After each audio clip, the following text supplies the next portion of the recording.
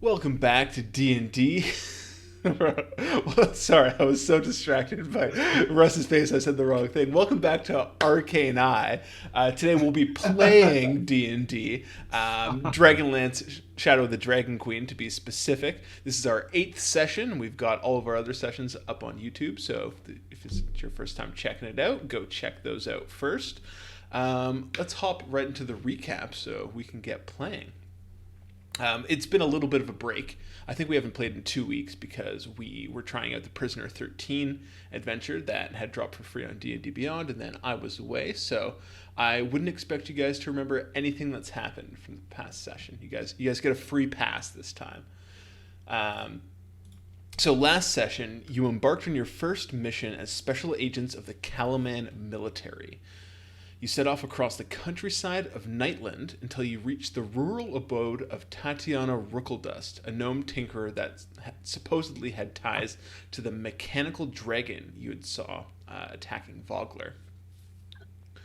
But before we get into that, you guys came across a group of bandits while you were traveling the journey, the countryside of Nightland, who provoked you by saying they were off to join the dragon army to kill some shinies, which had Lance, essentially you tried to arrest them, and got into a little kerfuffle, and after successfully apprehending the leader, you learned that they had not actually accepted the dragon army's invitation, but mentioned that they were told to report to Wheelwatch Outpost if they changed their minds.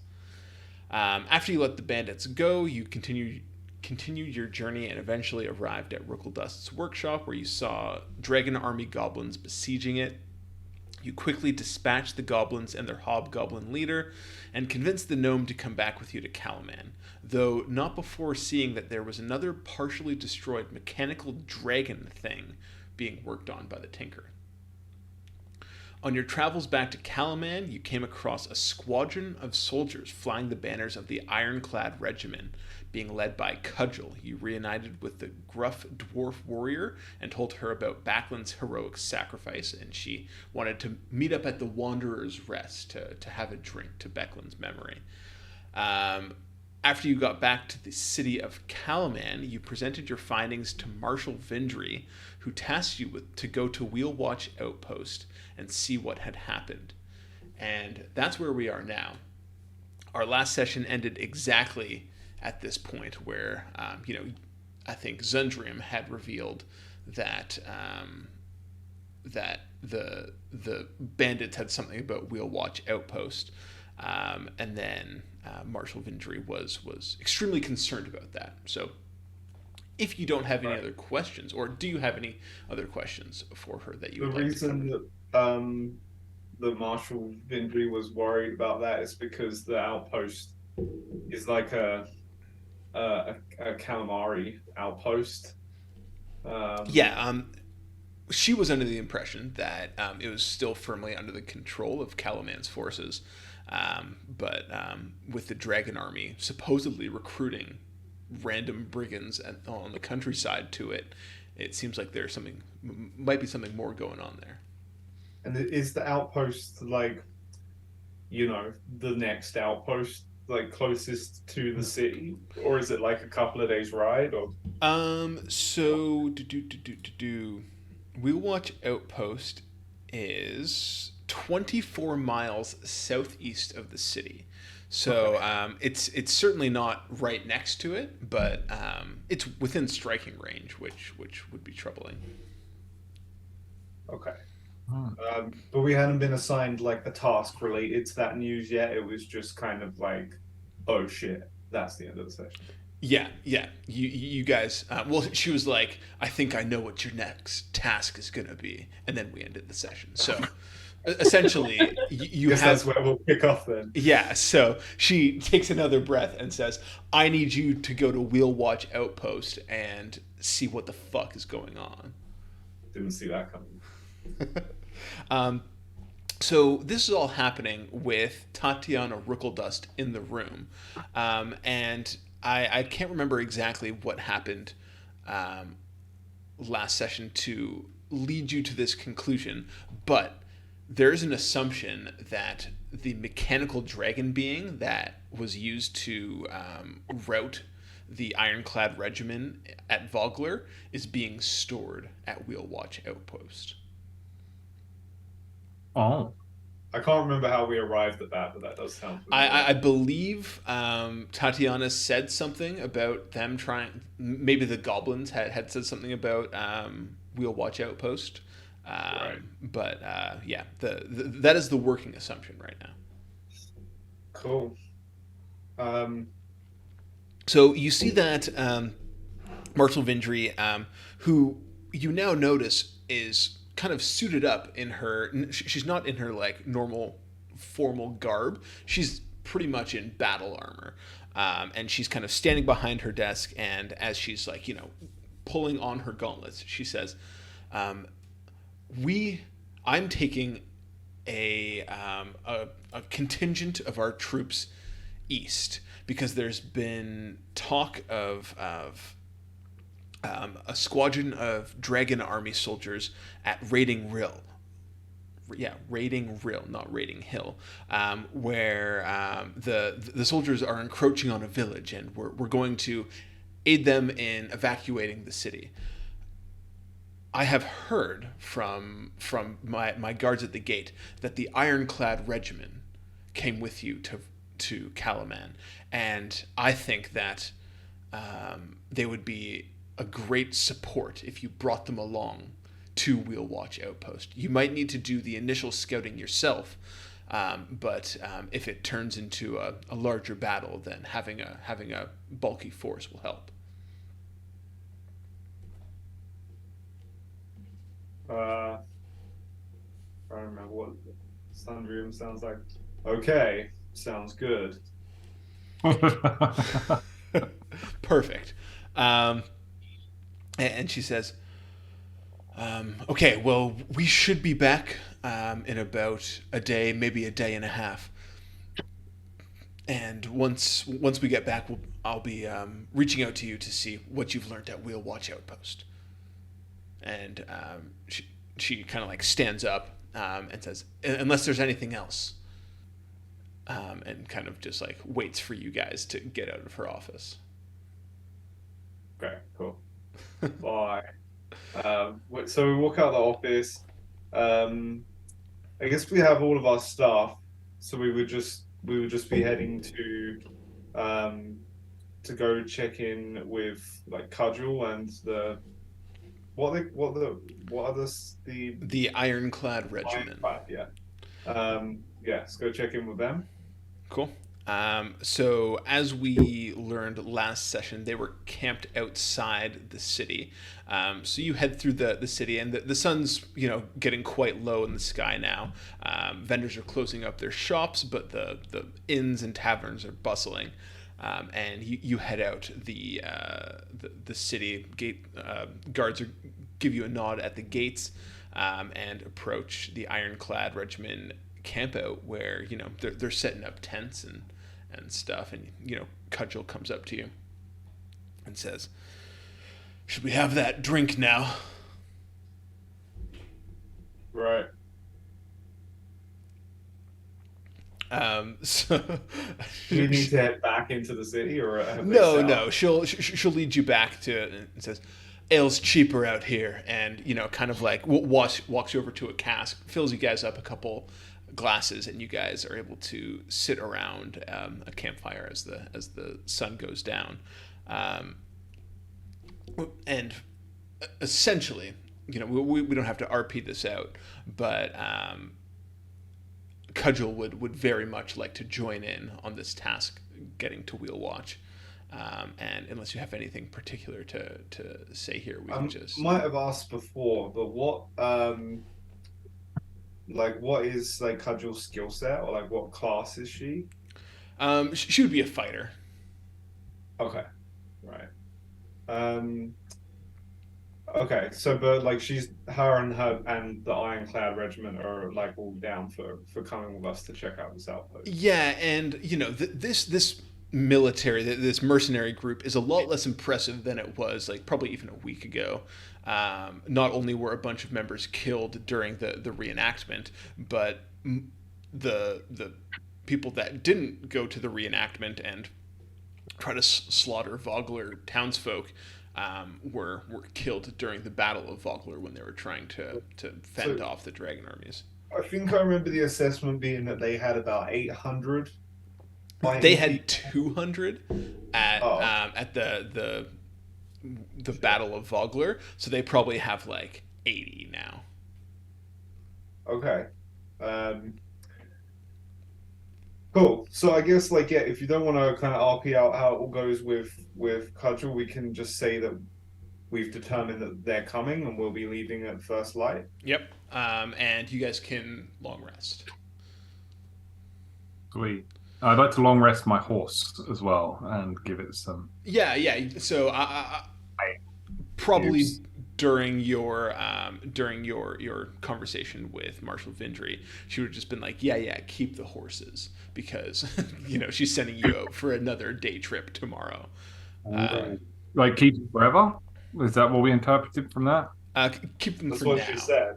You are leasing them from this city of Calaman, and probably as Um, long as are providing services to the city of Calaman, you'll have access to them.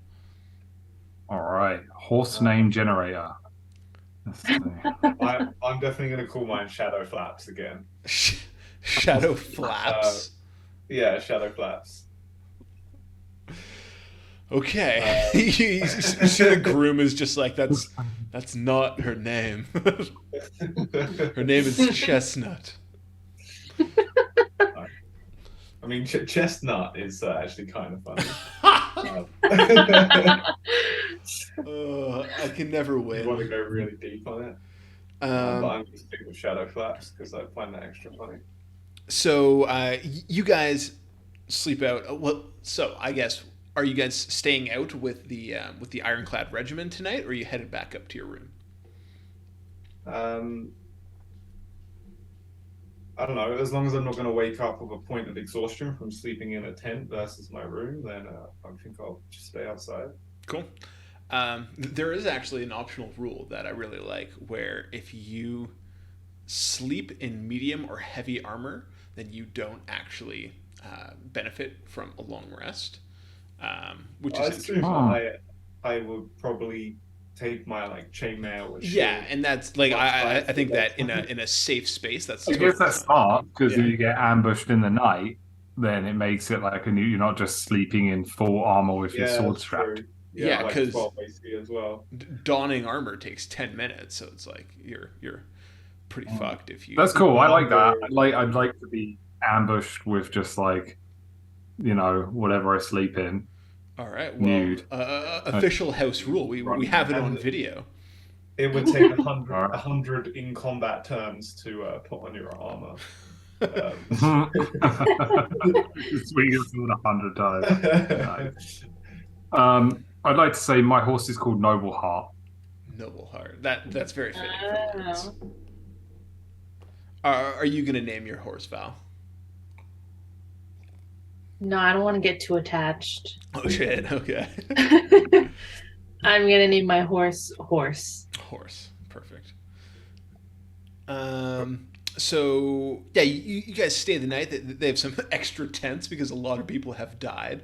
So you guys are, given your own tents, and I imagine that you stay up with Cudgel a bit, talking about like Cudgel probably has tons of stories about Becklin, and she's telling you guys about how Becklin used to be this hot-headed knight who's just trying to learn her place in the Knights of Solamnia. They would get off to all these crazy adventures together. So you spend the night listening to Cudgel more Are than we crying? you could roll What for could I, tears what if you want. Yeah, would that be a We'll call it Constitution. performance or con? Oh yeah, I mean if you're Could I be? fake crying, it'd be deception. No, I was trying to hide my tears. Oh, hide your tears. Sleight of hand. Really? Not performance or Sure, you can do whatever you would like.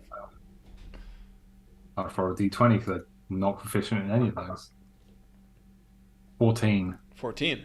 I would say that you successfully hide your tears, but I would imagine that anybody looking across the firelight at you would see the fire kind of gleaming off some teary eyes, but not like streaming down your face. Okay, so you guys wake up early in the morning and head back into the city to pick up your horses. And you can see that this little stable area also kind of serves as a training grounds for some of the city's militia. And you see very distinctly amongst the other Calaman soldiers wearing golden blue, a knight in gleaming silver getting knocked down into the dust. And you recognize that as Darrett. And you see that his sparring partner is Baccarus the Younger. Oh, can we go watch? Yeah, for sure. If you, I definitely have to go watch. so Lance is heading over. Zundrium, Val, do you have a horse in this race? Yeah, I'd say it piques my interest as well. Yeah, I'm gonna help if Derek's still on the ground. I'm gonna help him up and give him kind of a So come on, lad. you you kind of like walk over, and they both turn at the sound of approaching heavily plated footsteps. And you can see that Derek kind of gives you a shake of the head, pushes himself up. He's drenched in sweat. Baccarus the Younger's looking cool as a cucumber. He's got his own like it's a nice blue armor. It's not kind of the blue and gold of the Calaman military, but you can see that he's looking to be part of this ranks, but looking to be more stylish about it. And he kind of lazily readies his sword as Darrett approaches him, and they exchange a couple more blows before he disarms Darrett's sword, goes clanking to the ground. Oh, dude! Would a Knight of Solamnia really do that? He's training, right? Wait. I'm gonna cast. I was either gonna cast Bless or maybe Heroism. Okay, you can do Bless if you want. Yeah, I was gonna just low key just bless him. Okay. So you can see Baccarus the Younger is just like, maybe she gave you that armor a bit early there, Darrett. Darrett just like red face goes and picks up his sword and turns back to face Baccarus the Younger. And go ahead and roll me a d20, Russ, and add 1d4 to it, and then I'll do the same for Lord Baccarus or Baccarus the Younger. 1d4. Oh no, Derek. Oh man. I rolled a 7 and then a 4 on my d4. Baccarus the Younger got an 8.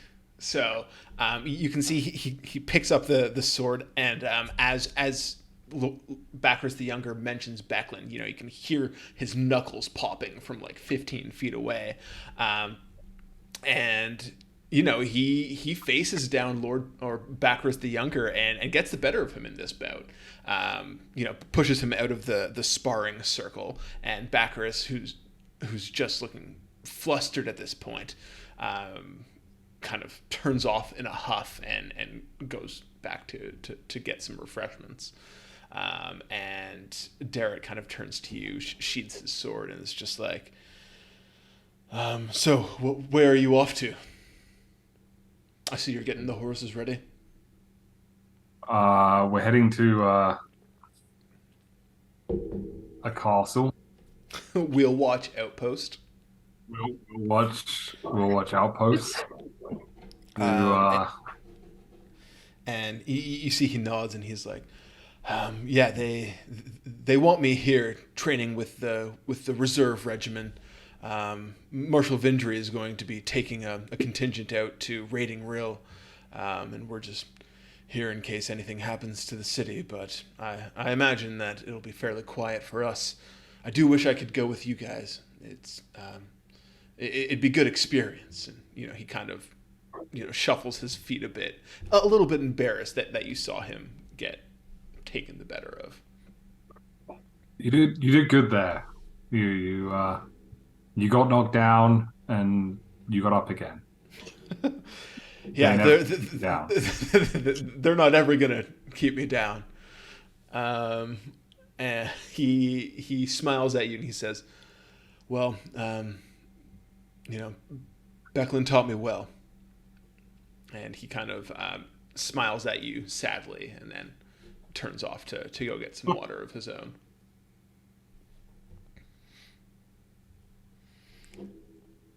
Bye.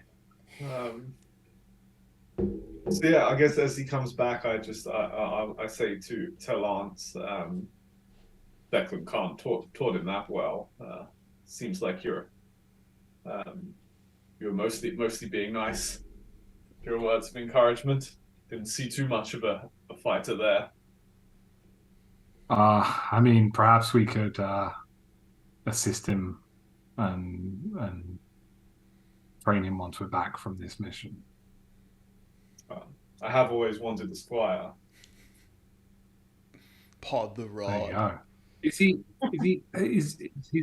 Has Derek been promoted to knight? Because he was Beckman's squire, right? Yeah, he was Becklin's squire.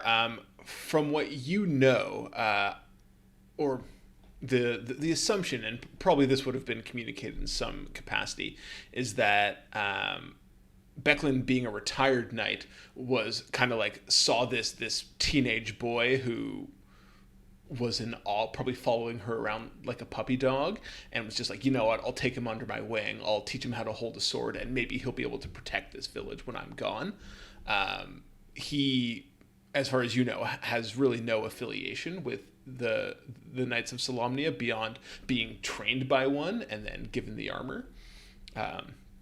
And you would know at this point that if you were as inexperienced as Derek was, you wouldn't have been allowed the armor from the knights. Right. So we could teach him our noble ways. Yeah, and then you imagine that after he levels up to level 1. Actually, no, he's probably like level 1 or 2 at this point. But once he gets to level 3, you'd probably take him back to Solamnia and get him to take the oaths and do the whole ceremony of it. Yeah. Eat the salami. Eat the salami. So you guys get your horses saddled and ride out of the city, where you see a ironclad regiment that is prepared and ready to march. And the 24-mile ride will take you most of the morning, bring you into the afternoon before you arrive.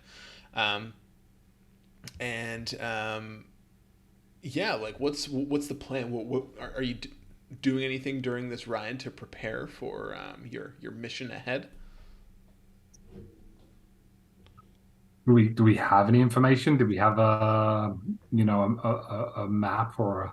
I think we've just been told to go and scout the outpost and see whether what we've heard is true, and kind of gather intel on how much, what sort of size of force is there and what sort of defenses they have put up.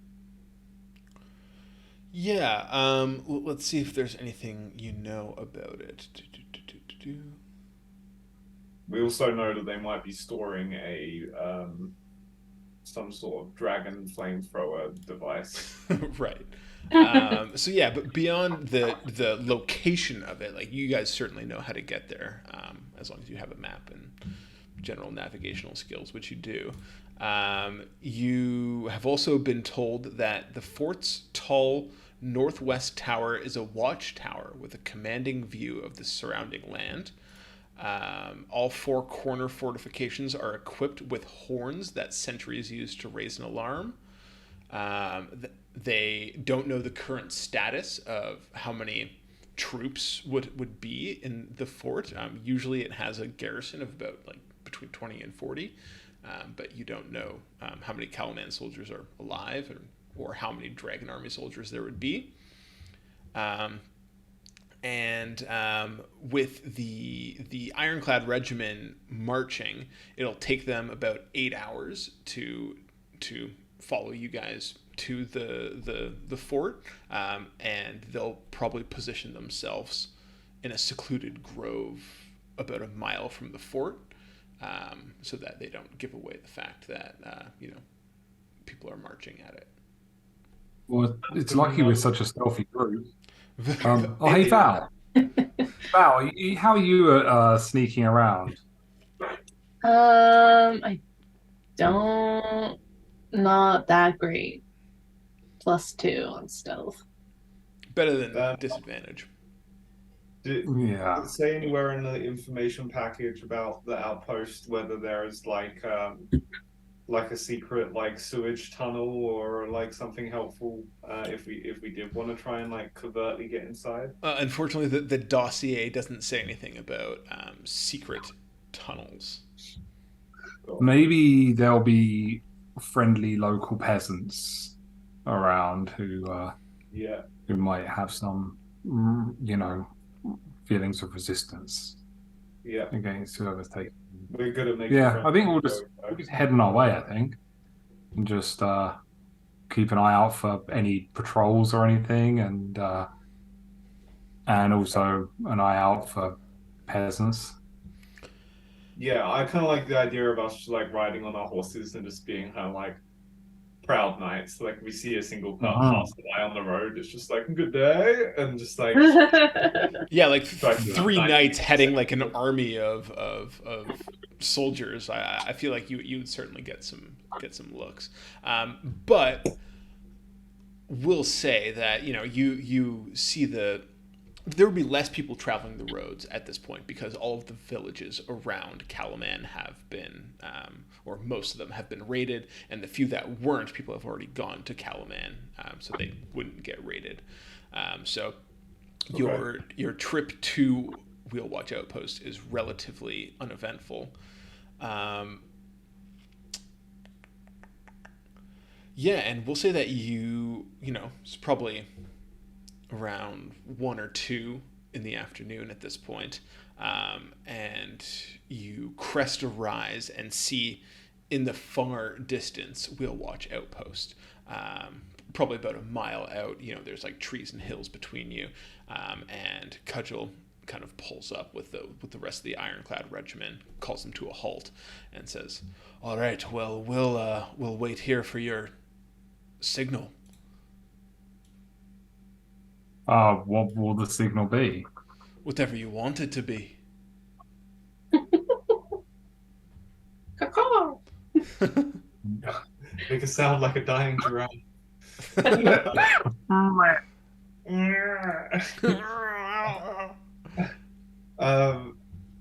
Okay, well maybe we'll say that like if you see like a big would I have the ability with like my crossbow to like send a fire arrow into the sky, like the medieval version of a flare? Hell yeah, just because that's really cool.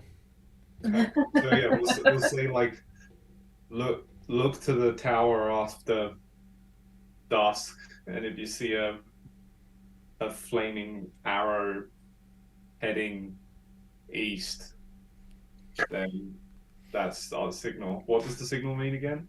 The signal means that we'll come bail you out. Okay, cool.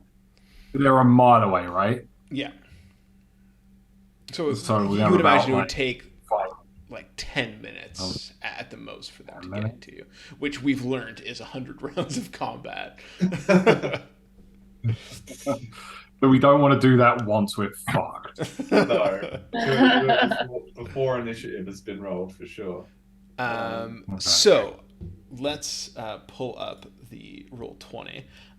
This is the general view you have of Wheelwatch Outpost, and We're flying right now. yeah, you guys have been launched With a drone. gnome flingered in. Yeah, so it's funny because the last session we ran was not part of the Dragonlance adventure, and it was a heist where you guys had to break somebody out of a prison. And I'm preparing this adventure today, and I'm like, oh, this is kind of like a heist as well. Poison the chef. Yeah, exactly. We're gonna cause a prison riot. Yeah, Okay, so so you see this a is what we yeah, we you see see a a big fort ass. on the distance, standing strong. One thing that definitely catches your attention as you guys have probably snuck within, half a mile of this thing and are kind of getting a good reconnaissance of it, is that this front door right here. Let me do. There So you go. has scorch marks all around it and appears to be newly rebuilt. Hmm. Okay. And you Okay. said the four corners of the fort are manned by or personed or whatever by Yeah, so groups of we'll people. go through the information again. The fort's tall Or northwest tower, which would be northwest. This one. It is a watchtower with a commanding view of the surrounding land. All four corner fortifications are equipped with horns that sentries use to raise an alarm. Don't know how many soldiers would be in the fort, and yeah, we've already covered how long it took if to get we're a there. half mile out, like what's like how many helmets am I counting from this distance? Make me a perception check. 14. 14. Let's see. Oh, that's exactly what you need. Um, we'll say that you spend a couple hours observing the fort. You're watching watches come and go, and you would estimate that. One sec, I'm just trying to find this. You estimate that there are about 20 soldiers in the fort, and that they are certainly not Calaman soldiers. You see black and red everywhere. Kind of like Right. what you're wearing today. You're dressed like a Dragon Army soldier. Yeah, that was intentional. They're Canadians. Yeah, they all wear flannel. Um, Oh, we should just wander up and knock on the door. yeah. Oh, Oh, hey, guy. hey there. Guy, hey, buddy. Um, okay. Timmy's. So the surroundings of the fort, like, is it all cleared, or is there like a wooded area that leads to part of it? Like, is there a way to like get closer undercover? You would see that there's a route that you could take that would play to like keep you generally out of sight, to get within maybe like 60 feet of the outpost. But basically, what you're seeing on this map is all just cleared ground. Like it would be a dead sprint across open field to get there. I will uh say to the others as we're kind of in the bushes and we're looking at it, I'm just like, so how do we want to do this thing? And what even is the thing that we're trying to do? Because my understanding is that we're outnumbered the three of us, but we have about 80 men, um, just a short signal away. Maybe we could take them. But if we lay siege to the fort, we may well have them outnumbered if we haven't wrongly guessed Oh, their number. But they'd but be wait, good alive. Sundrian, there's something we're forgetting. We suspect there is a clockwork dragon that breathes fire, and the doors are appear to be all scorched and recently repaired, probably from when they busted it down. So I imagine if our men were trying to lay siege to the outside and got jammed up out there, they'd be burnt to bits. Shit, we should have before we left. We should have spoken to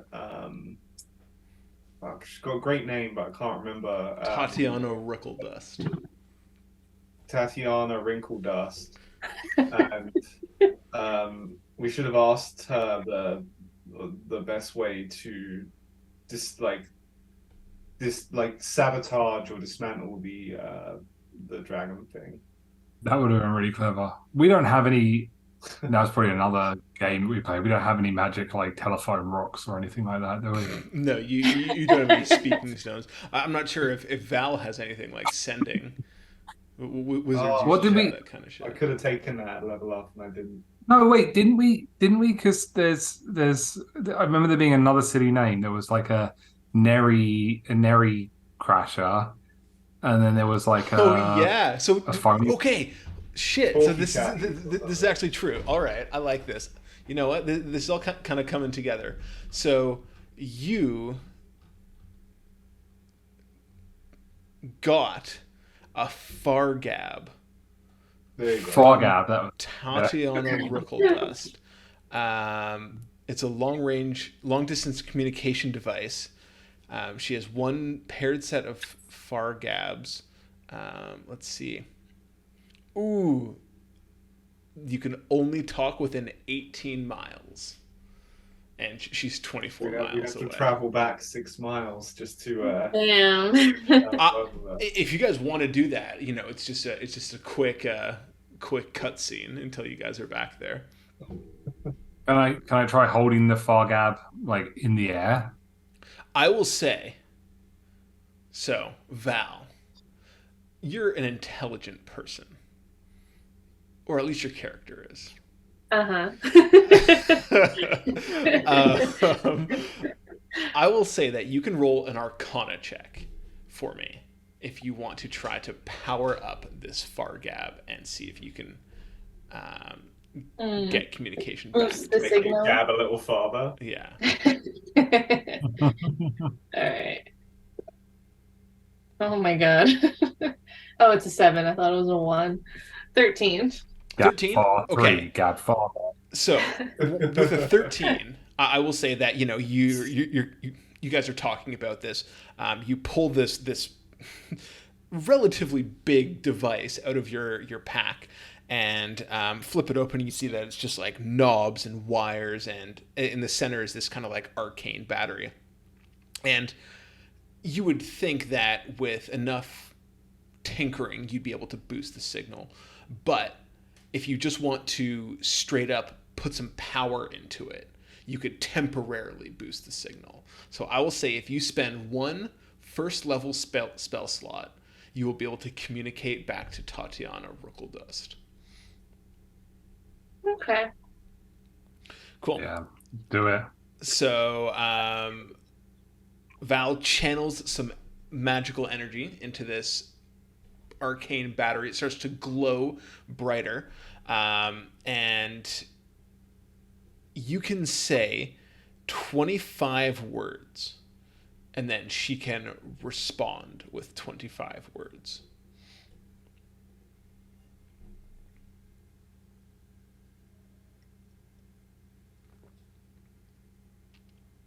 Okay. I whisper it to Val. Ask her what is the easiest way to sabotage the clockwork dragon thing. It's just 11 words. You got something to spare. Cool. So you speak that into the mic. Just hear static for a little bit, and then Tatiana's voice comes back to you and says, "There is a weak spot on the belly. You'll know it when you see it." Thank you. Okay, so we'll look for the weak spot on the belly. Oh my gosh, we're gonna fight a dragon. It's a clockwork dragon. Clockwork dragon. Oh, we do need to get in if we were to do that. Yeah, so I think while we're in the bushes and we have a little bit of time, we should discuss strategy. So, seeing as no one here is stealthy, I think the first thing that came to mind is that perhaps we sneak in, send a signal, and then like as the army is coming, we would sabotage and do what we can to like open the gates or contribute. I was thinking the same thing, Zam. The fact that we can't sneak in, like even if I remove my armor, I'm still not a sneaky chap. What if we knocked on the door? Let's do this like knights. Just go up to the door and say hi. Knights of Solamnia here. Yeah. Yeah, no, I don't think these guys would think twice about killing us dirty without I wonder if we could time it. Like if we fired the arrow, we'd know approximately how much time we had. We could, find a way in, whether that's climbing a rope or somehow getting ourselves. Does anyone have any of that? Like I'm aware that the three of us are three of the few magic users that are known of in the world right now. Do any of us have the ability to perhaps, fly, climb, teleport, elevate, no. disguise self? So another thing for everybody to know about Veronica is that her favorite type of class to build is a wizard that's just so chock full of like destructive spells. Like it's just like you get like access to like 36 spells and it's just like boom, pure damage. Like Yeah. That's interesting though, because I was thinking maybe I could volunteer to go to the door, with a story or some honesty to try and let me in to discuss terms or something like that, and then maybe trick them into trying to burn me with the dragon and burning their own door. Although that does seem to rely on a lot of things going right. Yeah. That could definitely go really wrong. I do have Misty Step. So if I can that can like I think it's a something. 30-foot teleport, like depending on how high the walls are, that could get you up to lower a rope. I have rope I can give you Misty Step. Holding someone, or am I thinking of like the other one? no, that's mirror door, dimension door. Dimension door. Yeah. You would estimate the walls are 20 feet high. Okay. Ooh. So you could Misty Step up there with rope. If you don't have your own, Zana or I could give you some. I mean, Lance or I could give you some, and then I have some. And you could pull us up. Yeah, you Misty Step up. You just tie the rope around something and lower it down. Like, I guess the main risk is that you Misty Step up and there's somebody, in easy, like striking or just seeing you distance enough to completely blow us. Yeah, and like I guess technically you can't Misty Step into. It has to be an unoccupied space, so like I have to be able to see that there's nobody standing there. You might be able to see that like running up. I would say that if you have run up to the wall and you can like see the top of the wall, you can Misty Step up to the top of the wall. Okay. Yeah. And if there happens to be a guy there, then it's your problem.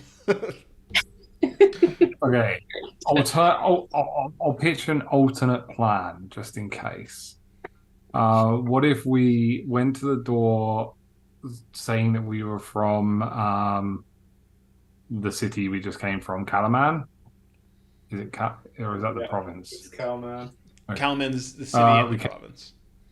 We came from Kalaman. We've come to pay tribute and give them money so that they don't attack the city. And then we drag the big money box in that's actually got at least two of us inside it. We just Trojan horse them. In a world where the Trojan horse has never existed, that might work. What about when they take the chest inside and open it up and there's two people inside? Like, do you think that element of surprise for two people will be enough to overwhelm a force? No, I was thinking about just getting in the door. I assume we'd still do the arrow thing. I was just thinking about getting in the door, but that's a big risk. Yeah. What about like so we you said earlier that we kind of sat around for a few hours watching it. Do the Dragon Army have like any supplies roll in? Like do any parts show up or any like traders or merchants or anything kind of pull up? No. Do any guards go on patrol, like outside of the castle walls? No, not outside of the castle walls. You would imagine that they might go on patrol outside of the castle walls if an alarm is raised, but for the most part, they're just That's looking down from the walls. so. That's a thought. So, We could yeah, try and. does anyone have trying to think of what it's called, but like one of those like illumination type spells or what are they called? Where you kind of create where you can create like something Like minor illusion or yeah, prestidigitation illusion, or that's something. it. Um, Uh, if anyone has like like if we can make something catch on fire or make like some like bright lights start shining out of a tree somewhere or something that might like draw a few people out or maybe even just draw the attention of the rooftop guards to something on like the other side of the keep to like where we would maybe look at trying to make a point of entry. okay. No. Similar to that, the only spells I have command, which I can speak one word, and they have to do it. So like I could be like outside or patrol. The effects of or command only last for about 6 seconds. One round of combat. uh, There's Or- suggestion, which is a higher level one, which can do. I could compel duel. What if I stood outside, compelled someone to duel, and they were so compelled that they opened the gates at the right moment? I could like light a tree on fire. Like I could fireball a tree. Oh god, do you I have could fireball just, now? I could just I send do. like my spiritual weapon up there, and it could just there'd just be like this massive hammer just chasing people around the battlements. Just With that song's like.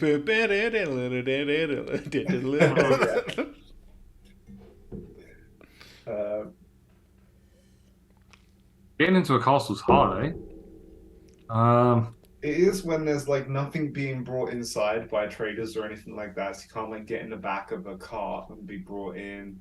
I have you go for, one. like the classic like Star Wars like hostage scenario. So you said that first, which is perfect. I'm glad you said that because I didn't want to start like busting out ideas that you guys hadn't thought of. As Zundria mentioned, Star Wars Lance, you would know that you've been carrying around a Dragon Army outfit for a while now. Oh, he's got the cloak. Yeah, I have. Shit, I forgot. Hey guys, I've been carrying around this cloak. Who's the most convincing, deceptive person here? Just definitely not me. I Probably don't the think any of us charismatic are- paladin. Yeah, maybe it's you. I don't have. I'm not very charismatic. Yeah. I'm fairly charismatic, so although I don't have a proficiency in deception because I'm not a deceptive person, I Or maybe you can be very persuasive instead. Yeah. yeah. I think we should try it. So Do we the want story will be to go alone or go with prisoners?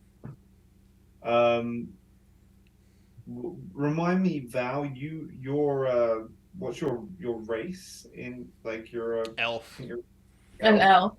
right. Yeah, like maybe the dragon army would like it if like you were you're like I could separate it and I like captured this elf in the woods. They have like knowledge of the like Calaman.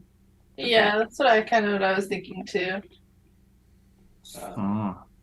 I'm And just then- not I don't know what my role would be. Prisoner number 2. Do you think it's believable that like one person would have two people their prisoner? Just one person. Pretty badass. It's as believable as you make it. Yeah. I think if he was extremely charismatic and deceptive, I would say yes. But Okay, Zom, I've got an idea. Why don't you pretend to have no arms? Okay. Just okay. Just Okay. 100%. I'm down. I forgot you're wearing armor. I was thinking you could just like hide them in your t-shirt, but maybe that doesn't work. What if we pretended you were unconscious and I dragged both of you with some rope? What have we observed these people speaking? Yes, you've been talked to by Dragon Army soldiers, and they speak English or common. Okay. I think we should try that. I think we should, you know, harness you guys up. Oh, no, we'll drape you over the back of the horses. Right. That would work. Just lay over the horses, and then I'll lead the horses. And we might lose the horses in that way. Okay, maybe we should just use one horse. We'll use horse. So the Noble Heart and Shadow Shadow Flaps. Flaps don't have to be a risk because they have names. All right. That's fine. Okay. So me and Val as prisoners, slung over a horse, named Horse, and you with a Dragon Army cloak over your like regular like Knights of Solamnia stuff. I hope so. And you're gonna take us on the horse to the front gate and say, "I have prisoners for the Great Dragon Army," or Yeah, I got separated in a skirmish, and I've been on the land for and then some days. what happens when we get inside? They either execute or put us in a cell and then start talking to you. I think again, this relies on us kind of timing it, and we should do the arrow, execute the plan, getting surprise motherfuckers, and then like hopefully our guys show up in time, and we try and take out the dragon. Oh, we need to see the dragon. We need to see the clockwork dragon. We're assuming. I think we need to. Yeah, and we've seen one, right? Yeah, we know we've it would be seen it. big enough that it would have to be in the yard of this castle, right? It couldn't be in the basement or. Yeah, you're Like, assuming it's in the yard. Okay. Um, I think as long as we got the guys coming, we could be all right. okay. I guess I just worry that the guys coming don't really know too much about the plan and what they're walking into, so they're just coming not knowing if like we just need some help with some stuff in general, or like if they're coming to. I guess they're probably assuming they're coming to storm the keep, but Yeah, I felt like that was implied. Yes, yeah. It's kind of like ka-chunk, arrow goes up, charge. Like I don't think they're stealthing in. while they're waiting, are they building perhaps like a battering ram or siege ladders or something that might aid them, so they're not just men running against the 20-foot wall? Oh, we're going to try and keep the gate open now. They're. I think that they're expecting the gate to be open. Okay, cool. So I will say let's take a bird eye view from your plans and kind of do some pros and cons. So you have one plan, which I think is pretty solid, of sneaking in, misty step up, going full stealth route.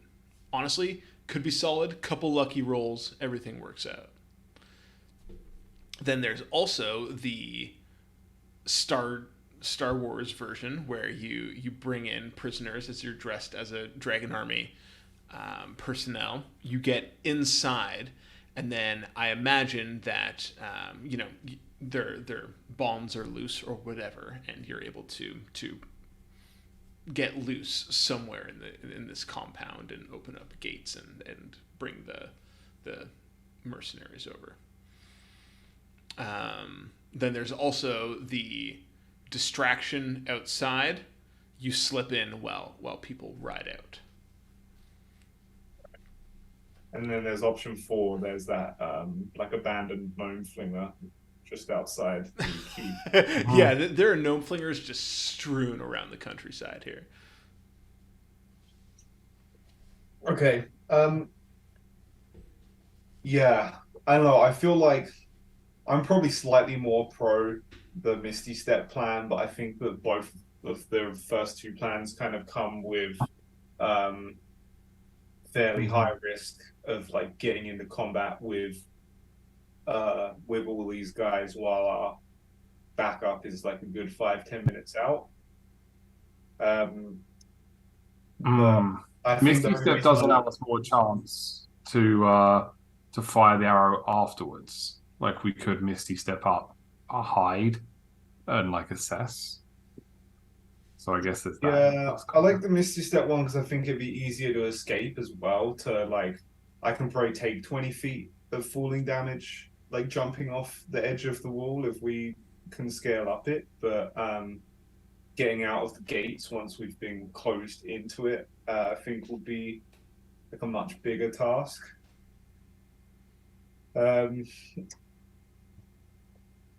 Yeah, but yeah, I just think the Misty Step one, the issue is that we can't see what you'd be Misty stepping into. So you could just be like jumping up to where like 6 guys are just like having a chat up on the battlements. So yeah, I guess there's everything comes with risk. I can't think of an alternative plan that doesn't, so probably just gonna have to just go with one. We can also, like, I just don't think any of us have the tools to make the kind of distraction that would draw people out of the fortress. Another alternative, I guess, would be to use the cloak that we have, and I just go alone with a report of something outside. Like we could come up with something that'd be very compelling for them, and I could try to persuade them to join me. Like we have to go now. Yeah, see if we can draw like half of their forces, and maybe even take them towards the Ironclad guys or something, just so they can just batter them. Yeah, or maybe like even if we dispatch some of them, we could get there as them, being like, "Oh my God, we are ambushed! Quick, get the clockwork dragon ready. Hold on, let me check it's working from underneath." And then just like blah, blah, blah, blah. Yeah.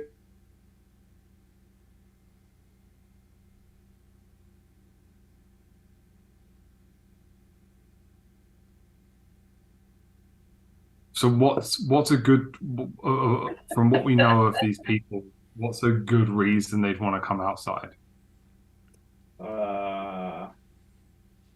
Do they hate Knights of Solamnia? Do they hate what? Knights of Solamnia? Yes. Like, would that be enough? Like, there's some Knights of Solamnia out there. You gotta call them shinies. Yeah, I would. Yeah, there's fucking shinies out there. You would think that has a reasonable chance at working. I would also say that based on your interactions with them in the past, they're quite fanatical, and that fanaticism might work against you if they have orders to keep the fort guarded.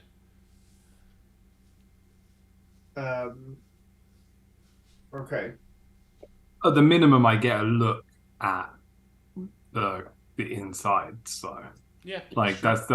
there's unless they recognize me as lying, I get a look at the inside. And the worst case scenario, I get killed or captured, and maybe I get captured. Like that wouldn't be so bad. At least you'd be in. Yeah, and I could hang out and wait to get rescued. Damsel in distress. I'm waiting to hear. There's a lot of planning. I want to hear some action. Um. Okay. We'll So say at this point, if you guys want, you can choose between two time zones after all this planning. It could either be just before sunset, like dusk ish, or the sun could have completely gone down and you're approaching in darkness. So, which would you rather happen? Probably just before sunset. It's more cinematic. yeah, Golden hour. I tend to agree. So Yeah. um. So yeah, I guess you can. Should we like fire the arrow at all during this part then, or do you Oh. just want to like approach and try and bring them out? Yeah, I think I mean I guess it all depends. Like maybe I could drop something in the doorway. I guess this is probably like a big clunky door. Like I wouldn't be able to like, accidentally prop it open. Yeah, you don't think Um that'd be able to happen? I think yeah, I mean maybe we could lure them out into an ambush.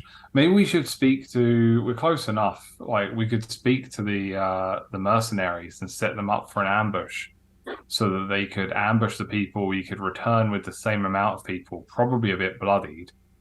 With a quick let us in. We dispatched the thing, but we have injured men, and then they'll quickly open the gates. Go like, oh my god, our guys are back, and then they'll let us in.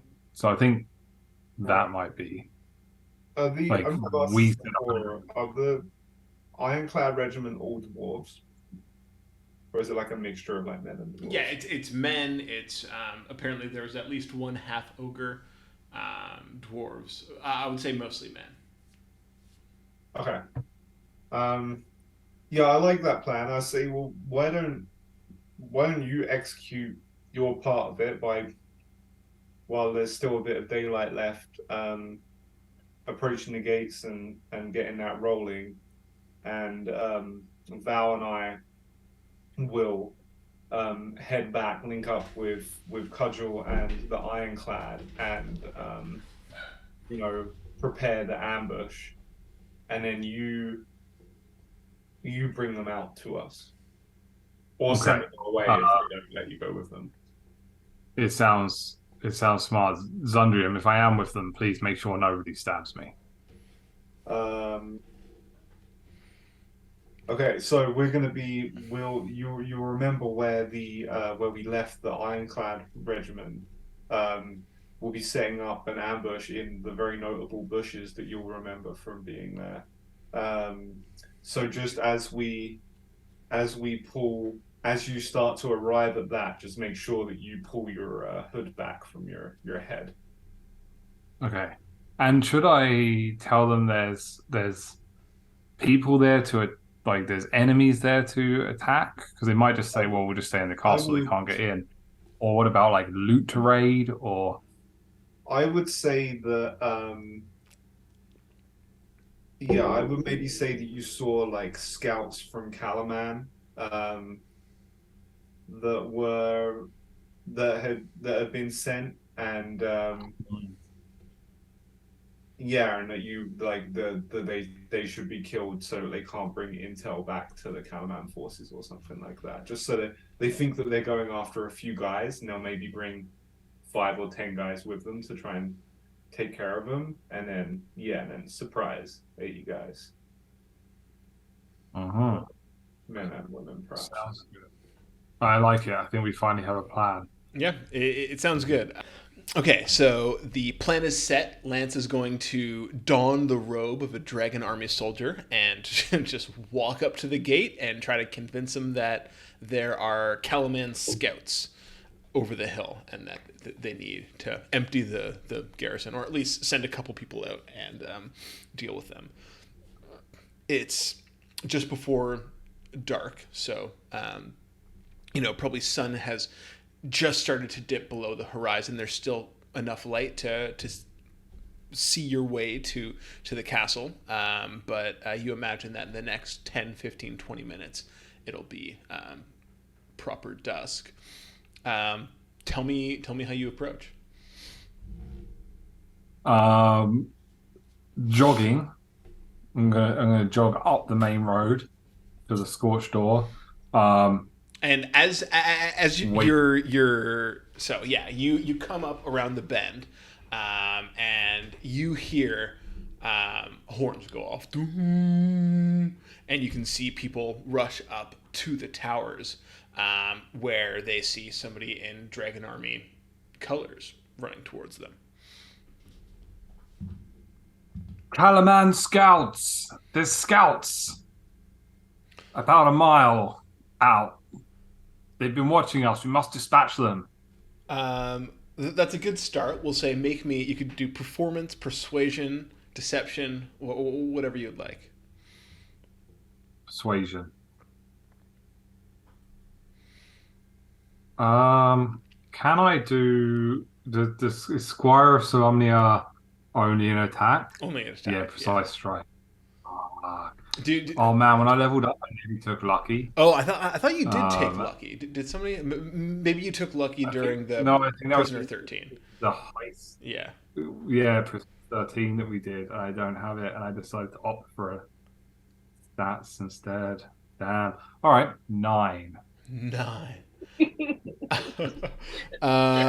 So you see a couple of the garrison soldiers on the towers pull out crossbows, and you hear a commanding voice come up, like a pause, and then a commanding looking man walks up. Let's see. No, I'm just revealing areas. Oh God. So rehide that. Take this. Bring it up here. Bring him to the token layer, and then reveal this area. And we'll say that at this point you have a relatively good view of these top parapets and towers. You can see that there are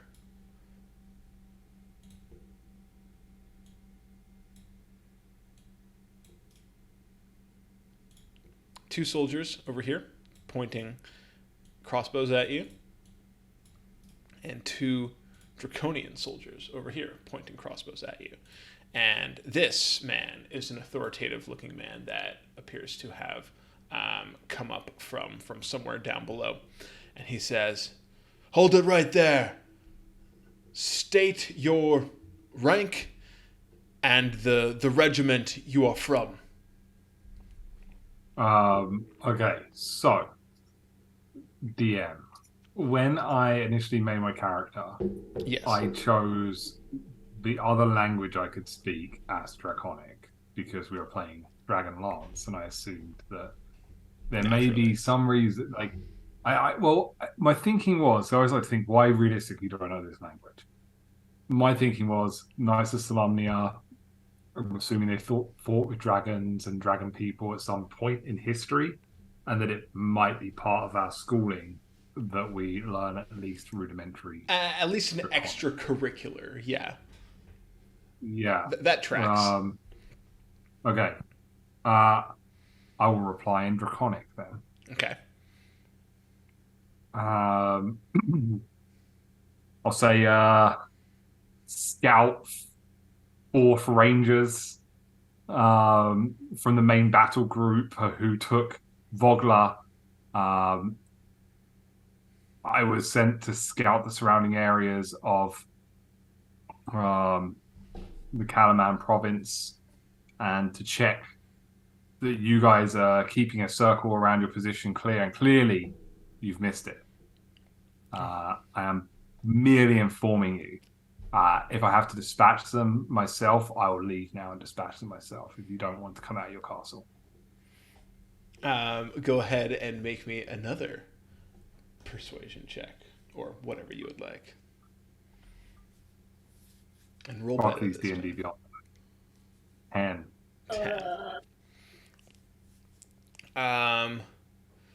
You see he pauses and he says, "Open the gates."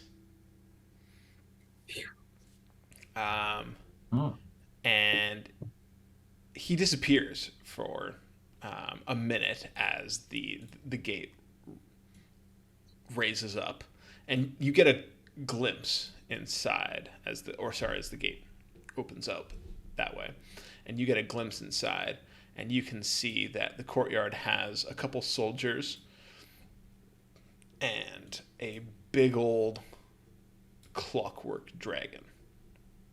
As I'm just trying to reveal this stuff.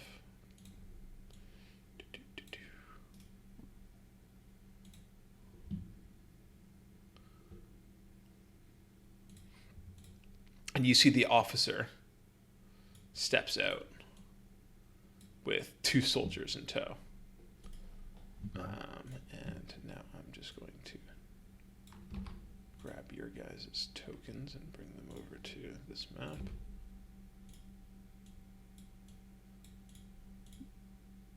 You're on your horse, or are you running? Oh, I'm on my feet. Yeah, I'm On running. feet. I'm going to move forwards as they come towards me. I'm going to move forward slightly as well, assuming I'm coming in. Okay. So I'm just projecting my non-fear at this situation. cool. So yeah, the soldiers up top have not diverted their crossbows, and you can see that there's at least one other Dragon Army soldier looking at you from the courtyard, and he approaches you and he says, Sorry, I guess it doesn't make sense to anyone watching the stream if you can't zoom in and see the token spaces, but maybe we can give a little glimpse of "Oh, that. okay, fine, yeah."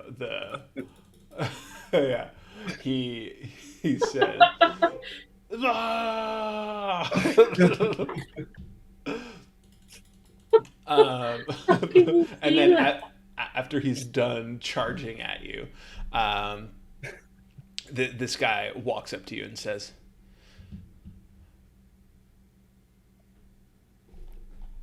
"I was Really in hard. command of the Vogler forces, and we don't have any scouts in the region." Clearly, I'm such a good scout that you never saw me. You see that this guy is not looking convinced. And you would imagine that he's pretty close, probably within 3 seconds of telling his Dragon Army soldiers to apprehend you. And I will say that your 2 compatriots make me perception checks.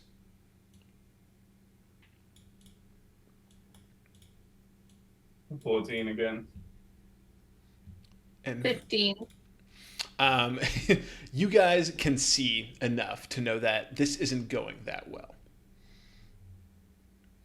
I will give you all the chance to do something, but you know that, or Lance, you have a very sinking feeling that this guy's about to, at the very least, Can I look you see over them? closer. Where they are? Do I know where Zam and Val are? Would you guys have stayed in your position about half a mile away? Would you have? I think that we had canonically said that you were going to head back and tell the I thought you said they could see how bad it was going. So we'll say Yeah. that you have gone back, told the Ironclad Regiment to expect an ambush, and you're now watching out because that's what would make sense. Okay. I was imagining we were Okay. going to wait with them. Yeah, well, this works. If they're close by, kind of watching to see if we, I think that makes sense that you would in the plan, like go set up the regiment and come back and watch. I'm gonna yell, "There they are! Get them!"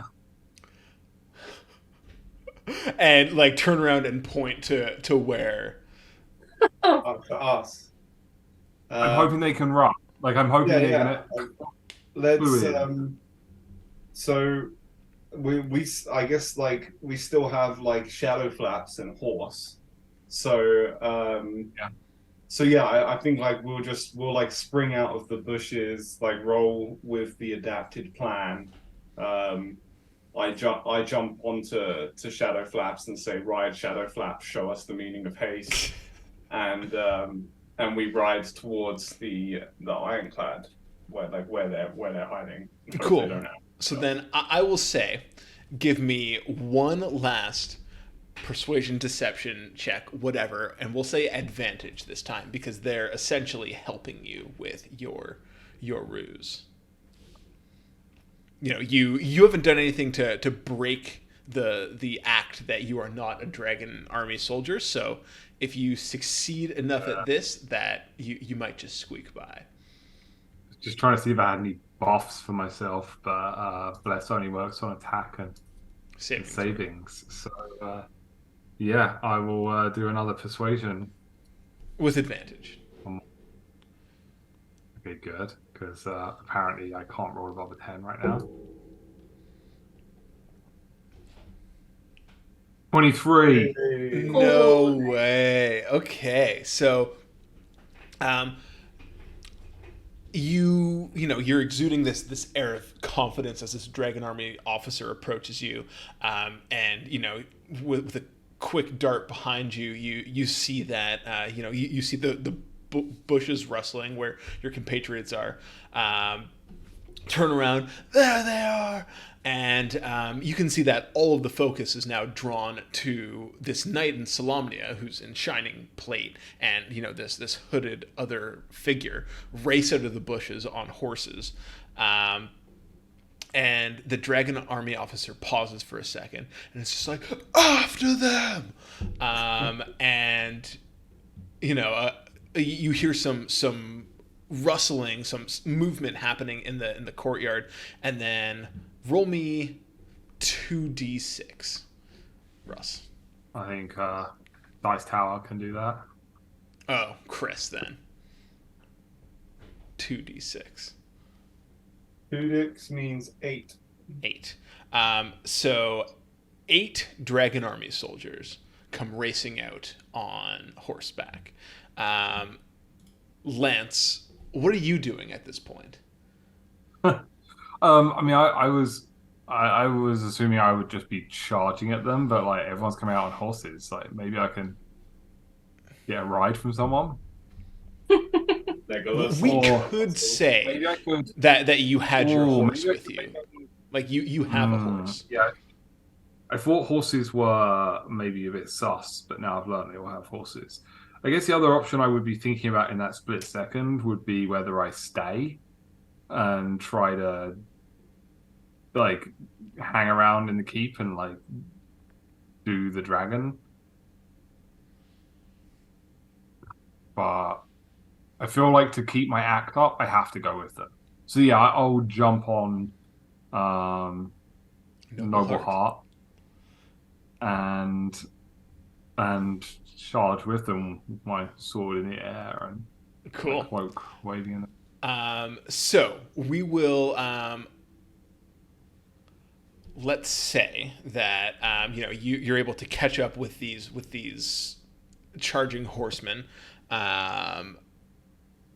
as you guys chase through the low brush and the rolling hills of the general region back to where the ironclad regiment is waiting for an ambush. And it's like 9 people versus 80. So we don't need to roll any attacks or anything. Like these guys are going down. you've brought them pretty much into a perfect ambush. So, does somebody want to narrate how it goes? Chris, you're leading out the head of the party, Zundrium. Yeah. Tell me just in general steps what this looks like. Well, it turns out that the extra 80 men were just meaningless because like Sundrium comes flying out this warhammer and just slaughters all 8 of them before anyone can reach them. Cool. So I'll narrate what happens. So Zundrium, you've got probably 100 feet on these guys, but you kind of slow down a little bit to let them close the gap so that they're chasing you exactly where you want them to go. You lead them into this clearing of trees that the Ironclad regiment is waiting around. And as you get through the clearing, you kind of branch off behind the ranks. The horsemen follow soon behind you. As they do, Lance, you pull down your hood, and just crossbow bolts. Horses die screaming with their riders, yeah, you guys are easily able to pick these guys off. Cudgel just kind of like gives you guys a nod, and it's just like, that was textbook, well done. What's the plan now? As I'm assuming you guys are like stripping these Dragon Army guys down to get their uniforms. You're assuming right as always, Cudgel. That's exactly what we're doing. Yeah, so I think that that obviously our party, like the 3 of us, plus I guess what would be 6 more people, because They're best Lance fighters. was cloaked. So yeah, we find like humanoid, I guess mostly just human people to put on the Dragon Army stuff. Were any of the Dragon Army that rode out Draconian, or were they all just regular human men? Roll me 1d4. This is going to be the amount of Draconians. Maybe. 4. 4. So half of them were Draconians. But Draconians, their normal garb, like the cloak you have, is like a deeply hooded cloak, just so they can like. Right. So it should be enough to get a group of like 8 of us through or 9 plus Lance through the gate. Is it deeply hooded like Daemon Targaryen's goofy murdering hood that he wears all the time? It's a really fucking oversized hood. You gotta look good when you're murdering people. Yeah. Okay. So while you guys are stripping these things down, make me perception checks.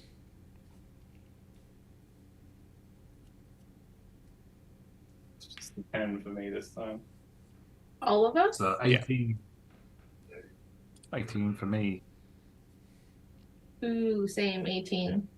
So, Zundrim, you're really distracted, pulling the britches off of one of these Realizing that, like, Draconians don't have dicks.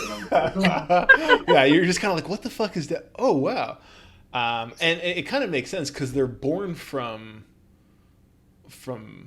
corrupted dragon eggs. So I'm not sure what their reproductive system would look like. Maybe they don't have dicks. I don't know. Google bad dragon. I think that will. No, please. No. But Zundrim and Val, you're kind of on the outskirts. You've already suited up into your Dragon Army apparel, and you hear flapping wings. And as you look up, it's proper dark at this point. You just see stars blacked out by a large flying creature. Is it Shadow Flaps? It's no, Shadow Flaps is here with Zundrium. Is the creature headed towards the keep? It was heading away from the keep in the direction that the horses raced off. It doesn't seem like it's like noticed anything about your current situation. But as Zundrim and Val bring its attention to the rest of the regiment. Everybody kind of like ducks down and gets really quiet as this thing kind of like does a circle around and then continues off in the direction that you guys were riding horses. Don't move. It can't see you if we don't move. Okay. So yeah, that's kind of creepy, but doesn't seem like it's priority number one right now. So we'll wait a minute. No, I wouldn't worry about that dragon or whatever it is. We'll just chill. So you guys have suited up with. So there's 3 of you, 6 other of the warriors. Cudgel can't come because she's unfortunately too short and it wouldn't be passable even at a distance. But this is not a very accessible or inclusive campaign, clearly. well, at least Veronica's an elf. So, but as you guys are slipping out, Cudgel's like, we'll begin the march up and we'll keep it quiet and low. So we should be able to get there in less time than before. Now that we know we've got the drop on them. When you hear the ring of steel, make haste. Aye, we will. So you guys, tell me your plan. How are you heading back? I think we just like triumphantly ride to the fort. Like we've just like slain a couple of scouts, and then I guess if we wanted to even up the odds a little bit, like we could even bring like two of the ironclad people with us as like captured scouts, or drape them over the back of our horses like they're dead. Yeah. Okay, so you guys fit 2 more people on as you head back, and you approach the tower and hear as you guys crest the hill, and you know the people leveling crossbows at you. You can see that torches are lit all around the exterior of this. So it's relatively dimly lit within 30 feet of the keep. And as you guys approach, gate opens for you. Oh, right on in. Yeah. Okay. So you guys are in with what's the math now? 8 other of the ironclad regiment. I'm just going to point it out because I feel like otherwise somebody else will. It should be 12, right? You said 20 and 8 rode out. So 8 rode out. And then 8 rode out, and then 9 is Russ, and then 2 more are scouts. So 11 people are riding back. Yeah, but I'm sorry, I more meant that there should be roughly 12 people left in the right. Yes. Yeah. Outpost. Yes. And the clockwork dragon. And a clockwork dragon. So which is definitely, I think, probably in our minds, I'd imagine the priority. So with that, as we get through the gate, I'm gonna. Oh no, that's risky actually. Because what if we don't disable it? I was thinking I might yell, "Let's burn the prisoners" with the dragon, and then it would let us use the dragon, and then hopefully be able to disable it.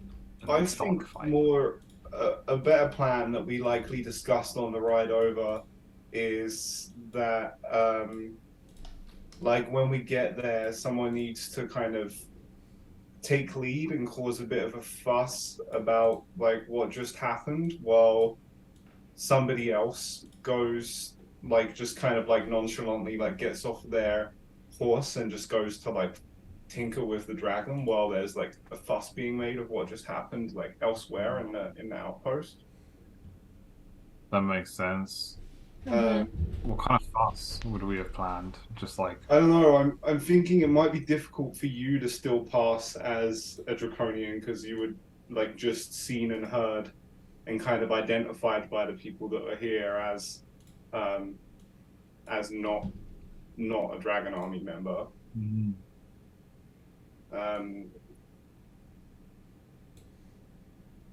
And then I do also see like that it says gate control, like just to the south of the dragon, the fire dragon thing. Yeah, so that's you can see that one person is standing there, and that appears And to is it be. just like a big, like rotating wheel on a winch?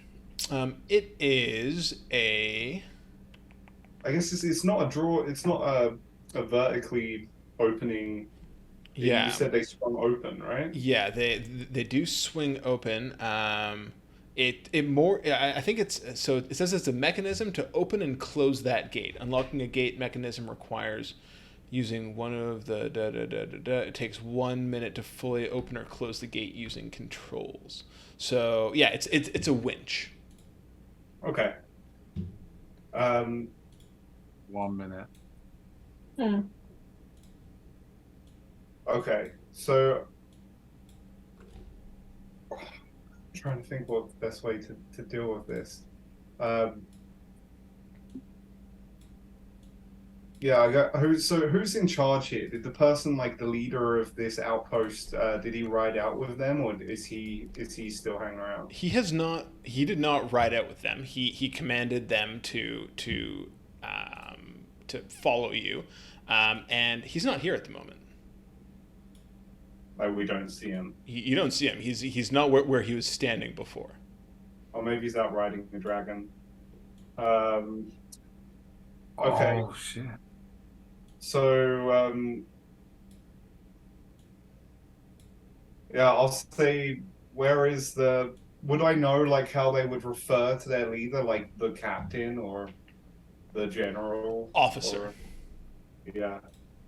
So yeah, as we kind of like ride in through the gates, I like quickly start to just try and make a fuss. I'm just like, where is the where is the officer? We apprehended the scouts, but we had to kill them.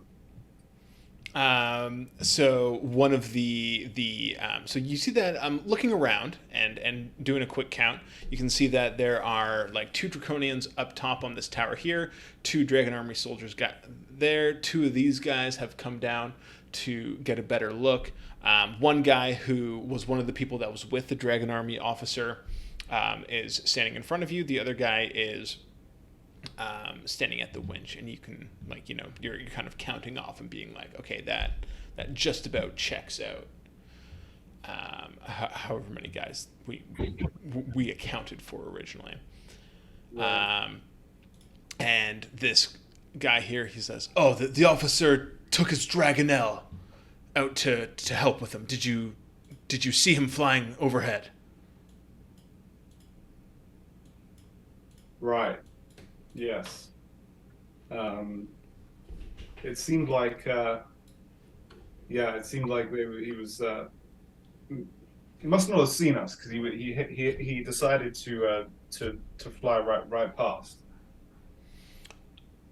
Well, then he'll be back shortly, and you can give your report to him. For now, the prisoners' bodies can be left in the brig, and he points over to the left, where there's a door that leads into an interior part of the outpost. Is that like this area? Yeah. Okay, so I guess just like we'll let a couple of the ironclad men to take care of that, and like perhaps like So when the door, like you kind of motion back at some of these other guys, they start unloading the bodies, quote unquote, and open the door over here. And you three give me a perception check.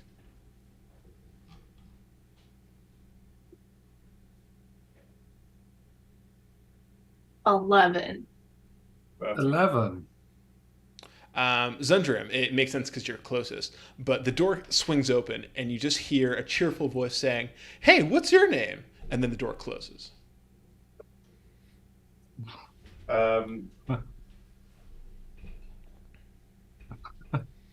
I don't know what to do with that. And that's where we'll leave it until next week. It's a dragon. Yeah, I don't know. I guess I'll just kind of give an inquisitive look and go, like no one's commanding me. The officer's not here. I'm gonna go open the door. So you go and open the door following some other Dragon Army guards. You see that there's one other Dragon Army guard who is sitting at a desk here. And then you can also see that there are two people in jail cells. One appears to be a Calaman soldier. The other is... You probably would have seen these people traveling around, and your stomach almost drops when you see it. It's a Kender. Yeah, I figured. Okay. And you know Kenders are just like chaotically inquisitive and never afraid of anything, and are probably the worst thing that could happen to like a stealthy mission, because they're just so damn brazen at everything they do. From within this room, is there like a door that exits like up to the battlements, or No, the battlements can be accessed via the two staircases at the corners of the keep. and do I have any inkling what the little dark room is here? You don't have any idea. That's a place you haven't been yet. And you said there is a guard in here as well as our like pretending to be dead scouts. Yeah, so there's two Dragon Army, posing as Dragon Army people that have brought in two, quote unquote, the scouts that they were towing along.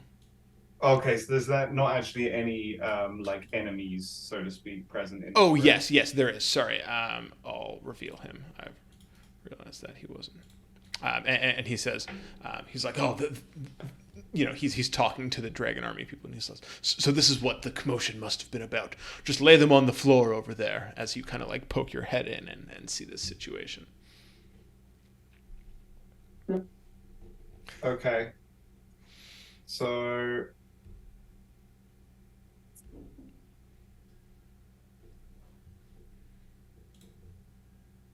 well, sorry.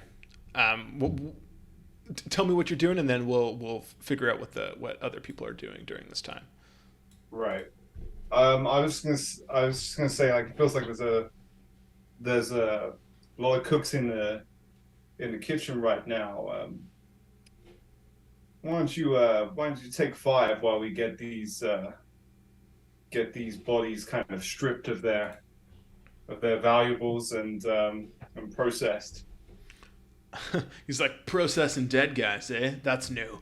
But he kind of like steps up, pushes away from the table, and walks past you. Cool. So he's gone. Yeah. All right.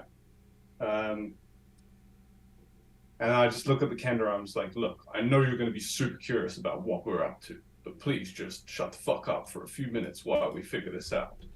The Kender looks up at you dead in the face and just says, "Why?" I'll tell you in 5 minutes. And then I like tap the two pretending to be dead guys, and I'm like, you're good, basically. Like, you don't have to pretend to be dead anymore. Are there any like extra sets of like? Did the guys, the pretending to be dead guys, still keep like their swords? Like, yeah. They would have swords and such. The Kender says, "I thought they were dead." as you guys about that in 5 minutes. Now there's so I'm gonna say, look, now you 4, I'm gonna exit here, and the mission of the 4 of you is to try and find a way out of here, and start taking out guards.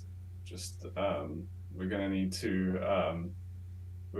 to create, either take guards out or create some sort of distraction. I think we can achieve both. So you're going to have to operate separately to the rest of us. Well, I'm going to go. the only door we've got is back into the courtyard. So just wait until you've drawn their attention away from here. Yes, when you hear me say, fuck, I don't know. When you hear me say Excelsior, then you will know that you can safely exit this room. They say sound good, and then the Calaman soldier that's in the barred gate right here is just like, if you let me out, I can help. Okay, sounds good. Let that guy out. Cool. So you guys have recruited yet another person for your task force. Okay, so that guy's out. You've walked back outside. Val and Lance, what are you doing during this time? I don't know, so I'm going to defer to Val first. I don't know. Am I able to like go look at the dragon? Yeah. So we'll say that if Lance is taking head of like, talking to the guards here, and being like, discussing the situation, telling them what has happened, you are a Dragon Army soldier as far as they know, and you should be able to walk freely around this compound. Cool. Can I do like a history check on it? Yeah, give me an investigation check on it. History check? You would see that it's not particularly old. Fine.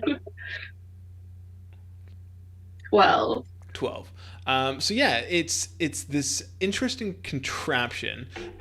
It is made of metal that's just kind of been like banged together in the general shape of a dragon. There's a flame sitting in the maw, and as you kind of move around and remember what Rookeldust was saying about it being there's a weak spot in the stomach, you can see that there's a kind of like green bladder in the stomach that appears to be full of some sort of gas.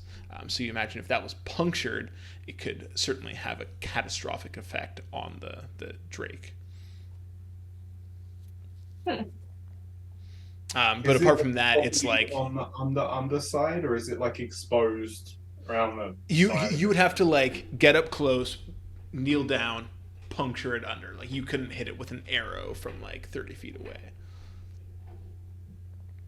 Okay.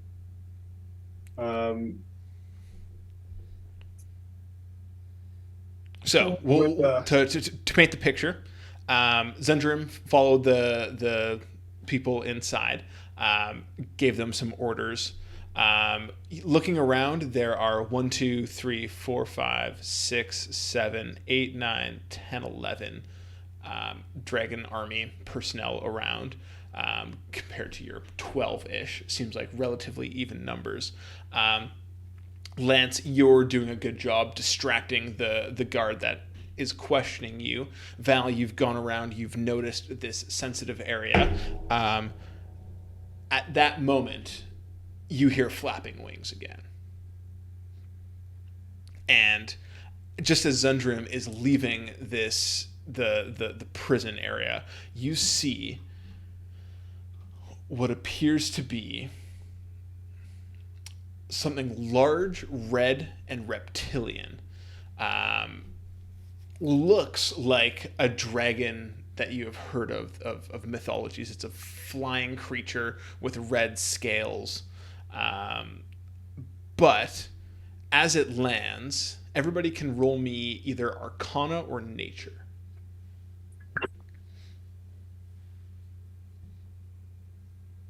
Damn it. 8. 18. 11. So Zundrim, you must have paid a bit more attention in Night of Solamnia history or Arcana or Nature class, because you would recognize this as a Dragonelle. It's not a full-out dragon. It's a wild lesser cousin of the storied dragons that have disappeared from Kryn. They're still extraordinarily deadly. Okay. And this beast swoops in and lands right here with the same dragon army officer on its back. And he kind of steps out of the saddle and says, "So, what happened?"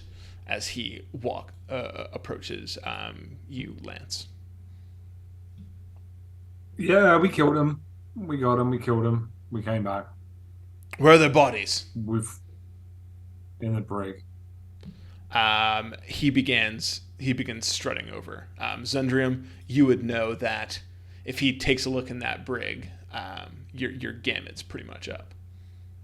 Yeah, I think I'd imagine they're going to prison shank him if he goes in there. Yeah, I was gonna say, like, I think I will just, as I see, like, the dragon lands and it kind of halts me in my tracks after I step out the door, and I see the little interaction with Bossman and Lance, and I'm just like, he's coming to the brig to check out the dead bodies. So I'm just gonna wait by the door, and I'm gonna, like, when he opens the door, I'm gonna kind of follow him inside, like, kind of very, very quickly, trying to just kind of hustle in behind him and contribute to what happens next, while simultaneously slamming the door shut. Okay. I will say, so this is a very tenuous spot. Like, he's either gonna open the door and, like, see what happens, like see that the door has been opened to this gate and that the supposedly dead scouts are standing there, and probably not recognize the people in this relatively brightly lit room. So maybe I could just announce as he's walking up to the door, I'll just, because they're, like, listening out for me to say Excelsior. Yeah. So as he walks towards the door,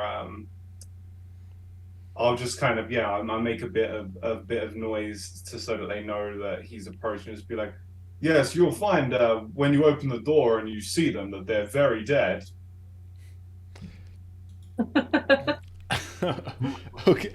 I'm going to be frank here that actually I'm Mike, but I'll be honest with you, that him opening the door will likely lead to initiative. You'll probably get the drop on these guys and have a surprise round. But if you want this guy to open the door, or if you let this guy open the door, it's probably initiative. Not even with my mega hint to make the guys inside play dead again. I mean, like, they're like they're not going to drop down like Toy Story toys. They have seconds to react, and there's really no way that they're going to be able to prepare for this.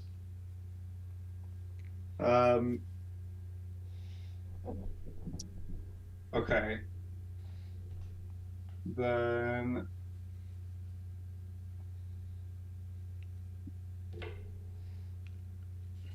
I'm going to give you 10 real life seconds for everybody to tell me what they're doing. I'm starting a 10-second timer right now. Go. Trying to distract him. I'm moving towards the dragon. Sorry. So Russ, what did you say? I'm slowly moving towards the dragon. Oh, the clockwork dragon. No. The real dragon. Dragoness. Okay. Dragonelle. And Val, you said you wanted to distract him. How are you doing that? Is that what we're trying to do in 10 seconds? Like, this is quick thinking. You're like, you look back at Lance. He's kind of like staring at the dragon and walking closer. Zundrium has stepped aside to let the dragon army officer get close to the door. What are you doing, Val? I don't. I just stay where I am. Okay. And Zundrium. I think I'll use. So I think I'm going to use a bonus action to cast Spiritual Weapon. So I took in the level up before last, I took the feat like Warcaster to basically negate the like there's some semantic parts of spells. Like I don't actually need my hands for the semantics. I think I can, or my hands can be full or Yes, something. yeah. So basically, I just need the verbal part of it. So like, yeah, as he's walking up, I'm just like, never floating hammer, and he's like, what? And then, okay, so let's go ahead and get into this. So we'll say that that the Ironclad Regiment is 5 rounds of initiative out. We'll say that somehow they've crept up so that they've taken this distraction. Everybody's distracted in on what's happening in the courtyard. Even the scouts, they have surrounded Wheelwatch Outpost. We'll say that the doors have closed behind you, partly, so you will have to get to the gate to open them up, or at least assign some people to open the gates. Wait, doesn't it take a minute to open the gates? We'll say that the gates are partially closed. So if you act now, you can get the gates open for when the Ironclad Regiment has arrived in 5 rounds. But I guess just to be clear, will it take just one turn to open, one action to open the gates once someone gets to the gate controls? It'll be one action, and then you want to make sure that nobody else can get to the gate. So it's you're going to have to defend the mechanism. Until the start of your next turn or something like that. So I guess until those 5 turns are up. Until 5 turns are up. You'll still be able to action, movement, whatever, but if you let the Dragon Army personnel get to the gate controls, they can start to close it back down. Okay, cool. So, in terms of quickly. Yeah. Sorry. Here it is. How long is this initiative going to be? I'm a bit wiped today, so I'm just wondering if we're 10 o'clock already. Are we? This feels pretty massive. Are we good? Or I feel like we could get it done in half an hour, because it's if the Ironclad Regiment gets in, it's game over for these guys. It's cleanup work. Okay. Yeah. Okay, that makes sense. I just wanted to 5 rounds. Yeah. Okay. So wave it back. So all of the Ironclad Regiment infiltrators are kind of looking amongst themselves. Zundrim summons his spiritual hammer. The Dragon Army officer goes to open the door. Boom! Surprise! Everybody roll me initiative, and then I'll let you know how we're going to determine how battles will work, because there will be certain things that happen. 15 for Zundrim. 21. I got 14. Cool. So the way that things will work in this initiative is it's not going to be 11 people on 11 people. It's going to be some of the Ironclad Regiment will go take on some other people, and then they will resolve their battles while you guys resolve your battles. In terms of who you are fighting, you guys will have a surprise round. And this Dragon Army officer, we can say, will be somewhat distracted by the people that are in this room. Zundrium, you imagine that this officer here, the Dragonel, this guy here, and this guy here are going to be your most important fights, and that's where you guys will be focused the majority of the fighting. Does that make sense? So do we need to open the gate before before the 5 turns? You will need to start opening the gate this turn. This turn, okay. And then defend it for 5 rounds of initiative. Okay, so on round 4 and just defend it for 1 round, or is it going to take all that time? It's going to take all that time to for them to get there. I have everybody's initiative except for yours, Chris. What was it again? 15. Okay. Okay.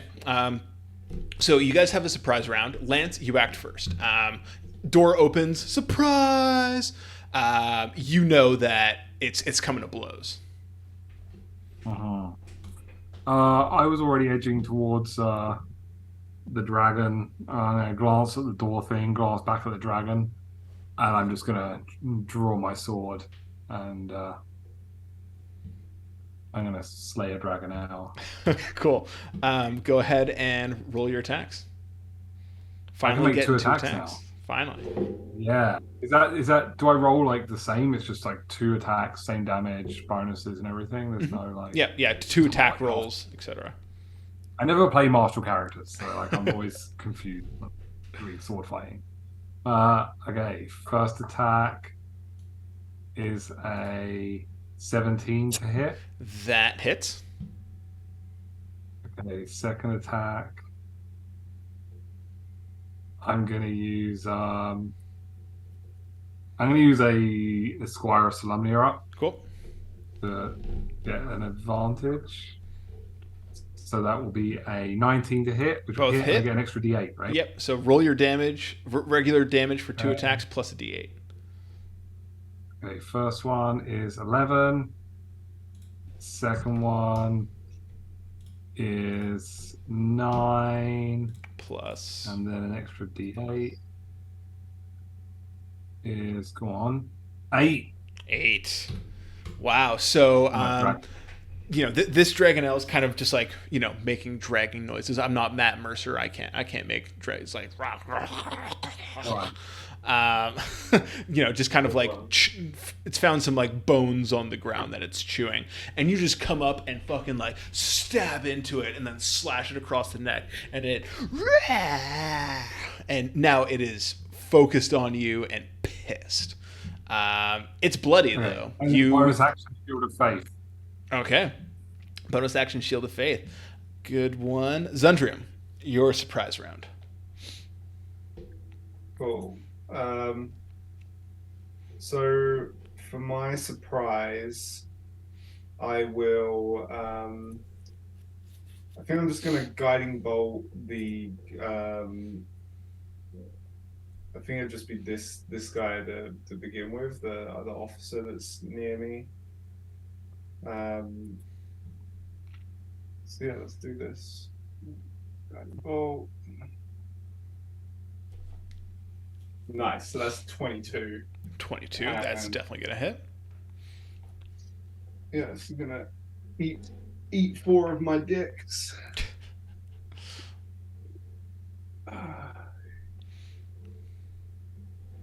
So that's gonna be 20. Whatever. That's my brown. Is it radiant? Radiant. Yeah. Brown radiant damage to that guy. Okay. Anything else on? And you have your spiritual weapon, so you can use that. Yeah. So does it use my bonus action? Yeah, it's a bonus action when you turn. You can move it 20 feet and repeat attack. So yeah, as my bonus action, my Shield of Faith, my floating warhammer will just come and like smash on the guy that I just dealt 20 points of hot shit damage to. Okay, make your spell attack roll.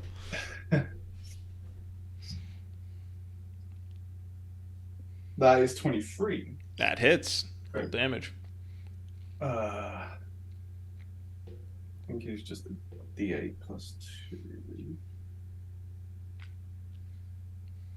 There's gonna be 7 damage. Cool. And How's he looking? he's looking fine. Val, it's your go.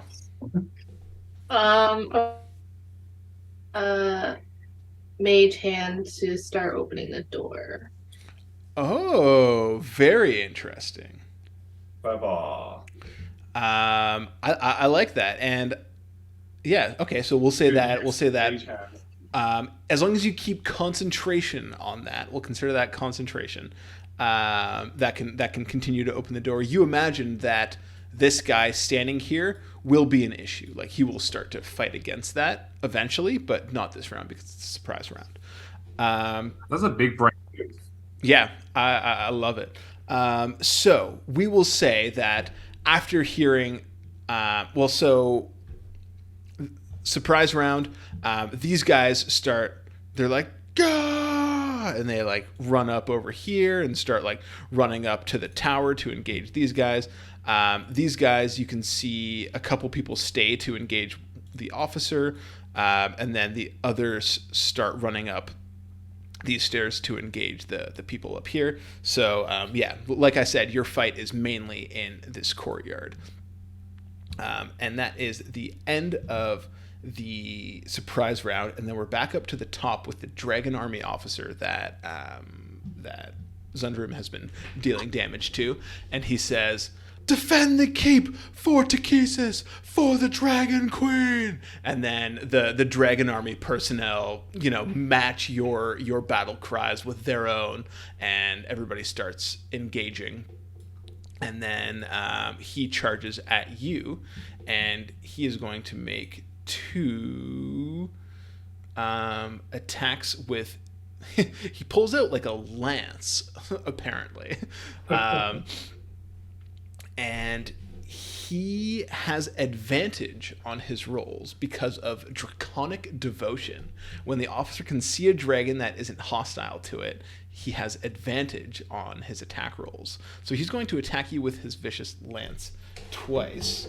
It's funny that he's but it's not a dragon, it's a Dragonelle. It's a dragon type creature, unfortunately for you guys. Let us know in the comments. Not what it sounded like. So he's going to crit on his first attack. Like he critically fails? That's and too then bad. he gets a 19 on his second attack. Alright, so the 19 hits, obviously the critical misses.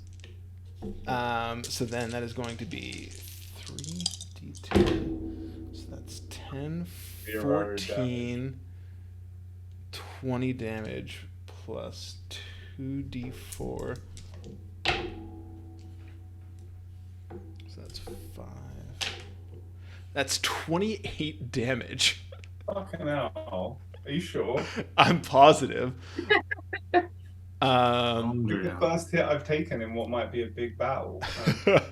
Yeah, and you just get fucking rammed through, pushed up against the wall, and he says, "The Dragon Queen will have your blood for this." Seems like you're gonna have my blood for this. The Dragonelle, really... Oh, no, sorry. It's Lance's turn now. Kill it. Kill the Riddick. Oh, okay. Yeah, I am going to... I'm just going to do exactly the same thing again. So, first attack is a 17 to hit. That's going to hit. Which I believe hits. Okay, I'm going to roll again. For other attack, 17 to hit. Wow, there I'm you still go. Gonna squire. Still going to squire Solemnia, so Get I'll just that. roll for crit just in case. Cool. Oh. No way. That's amazing. No fucking way. So, I'm not. I don't want to paint a seagull for you, but this is when paladins usually smite. I'm going to smite. Fuck yeah. Fuck, you're going to have to help me with this. So first, you expend a first I'm level not spell paladin. slot to do 2d8 Yeah. radiant damage, which turns into 4d8 radiant damage. So Okay. your rolls will be longsword damage plus your attack bonus, then double longsword damage plus 2d8 plus 4d8 for your smite plus your attack damage. Is it fair to just say he kills the dragon? I want to see how much damage this is going to do. This is absolutely mega. Okay. Let's go through it because I didn't remember all of that. I got First attack. D8. First attack was a 4. 4 plus your attack bonus. No, Oh. 4 with my attack 4. bonus. Okay, so that's 4 damage. Okay, so your first attack is 4 damage. My second attack is the crit damage, right? So it's twice. So it's twice for your dice, not your attack bonus. Going bad. Okay, so that's 8. 8 damage. Okay. Uh, So then but I had a double Solemnia. double Squire of Solemnia, which is 2d8. Okay, cool. Let's go. Let's do some of that. That is 12. Okay, and And then then so how smite much is does a 10. divine smite do? 2d8 damage. Where's my divine smite? Divine smite. 2d damage, extra radiant damage to the target, plus 1d8 for each spell level higher than first. So if you're Oh, just okay, yeah, casting it I at cast a it at first second level level. spell slot, then roll 4d8 I cast it at damage. second level. I cast it at second level. You cast it at second level. Okay, so that's 68 I probably damage. don't need to do it. No, Give me a chance just do to- first. Okay, so 4d8, right? Yeah. Let's see what that was. 12. I rolled really badly. You did roll really badly, but this thing is still dead. So it turns and like looks like it's gonna fucking swallow you whole. You dodge to the side as it takes one bite, cut down on its neck. It rears back for another strike. Your sword glows white, and you fucking just right through this thing's head. Very similar to how it happens in Lord of the Rings with the fell beasts on the plains of Pelennor. This thing's headless body reels for a second, its neck just like spraying blood, and then collapses on the ground. And you're just standing beside a dragon head. Is it notable? Then I take off my helmet and reveal to you I that am no man. I am. Okay, so no. it was going to be the Dragonelle's turn next. Oh, any movement or bonus action? Yeah, I use my movement to just like jump up and down and like fist pump the air. No, I'm gonna move. I'm gonna move over to protect Val's mage hand as the next priority. Okay, so 1, 2, 3, 4, 5, 6 is as far as you could get to, or as close as you can get with one movement. Okay, so next up was the Dragonelle, which is dead. Then next up is this soldier here, who sees a weird looking woman in a robe casting spells and shit, and it's just going to run up and start taking attacks. So it's going to take 2 longsword attacks. So that's a 13 and unfortunately a crit. I'm so sorry, you guys. Right, Vale? That's cool. No. Both times, no. So that is going to be 1d8 plus 2 damage. So that's 10 damage off the first swipe. Roll me a concentration check. So roll me a constitution saving throw. Yikes. 5. 5. So your mage hand has dropped. It will no longer open, but you can always reactivate it during your turn. The second attack, unfortunately, is going to be 2 damage plus 4. It's actually going to do less damage, I think. So actually, no. Yeah. So the second crit is only 8 damage, but you are going to take some fire damage as well. So that's 6 fire damage. Oh my god, 10 fire damage on top of that. Oh my god, I'm gonna die. So yeah, these guys hit fucking hard when they crit. So Lance, you can see, 2 cuts into Val. She stumbles down to one knee. You see her mage hand disappear. Zundrium. Is there like a notable drop in like morale or anything from these guys? Like the fact that like we slayed their like biggest weapon? You might hear about that at the start of the next round. Okay. So far, admittedly, these guys have been hitting harder than the dragons, so I guess it's not their best weapon. Yeah, well, I mean, this guy can't advantage attack me anymore because the Very dragon true. Very true. who's firing him is dead. So that's one bonus. I'm gonna say that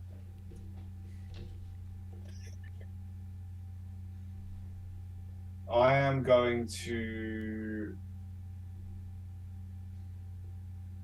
think I am gonna like actually like we're in melee right now, so I am gonna like yeah, like my hammer. It looks like I'm gonna make a regular hammer attack, but as I raise up my hammer, it glows a vibrant brown as I inflict wounds upon this guy. Cool. So so that is a 19 plus 5, so 24. Definitely hits. Um, And this guy's taking damage, so you can do that all extra right, little bit. 3d10. Wow. 3d10. Holy shit. That's 9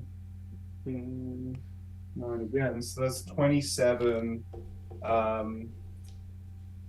think again that's hot sheet. Oh no, it's necrotic damage. 27 necrotic damage. Fucking hell. 27 damage from a cantrip. Yeah. Oh, no, it's a level 1 spell. Oh, level 1 spell. Okay. So yeah, you know, reach over and channel necrotic energy into this guy, and you can just see, like, you know, his veins start to blacken, his skin goes pale, and just does not look good. This guy is pretty much at the brink of death. Good. And then as my hammer comes flying in and boshes him on the back of the head, he will surely die. So that is a 16 to hit. 16 is gonna miss. Bastards. I guess I can't Knight of Solemnia for my hammer. So Unfortunately not. yeah, that's it for me. I can't move. Pinned in.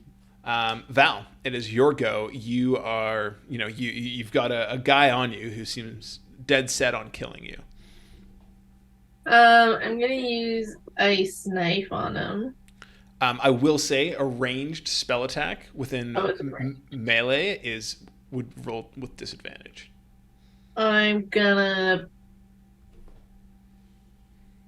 only have range attacks. There are like if you. Wait, no, I don't. Okay. It's like kind of a range attack, but like not really. Yeah, like as long as it doesn't say make a ranged spell attack.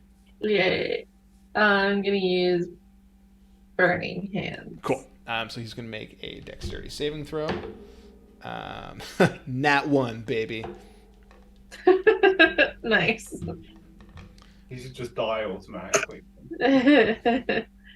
So that's 21.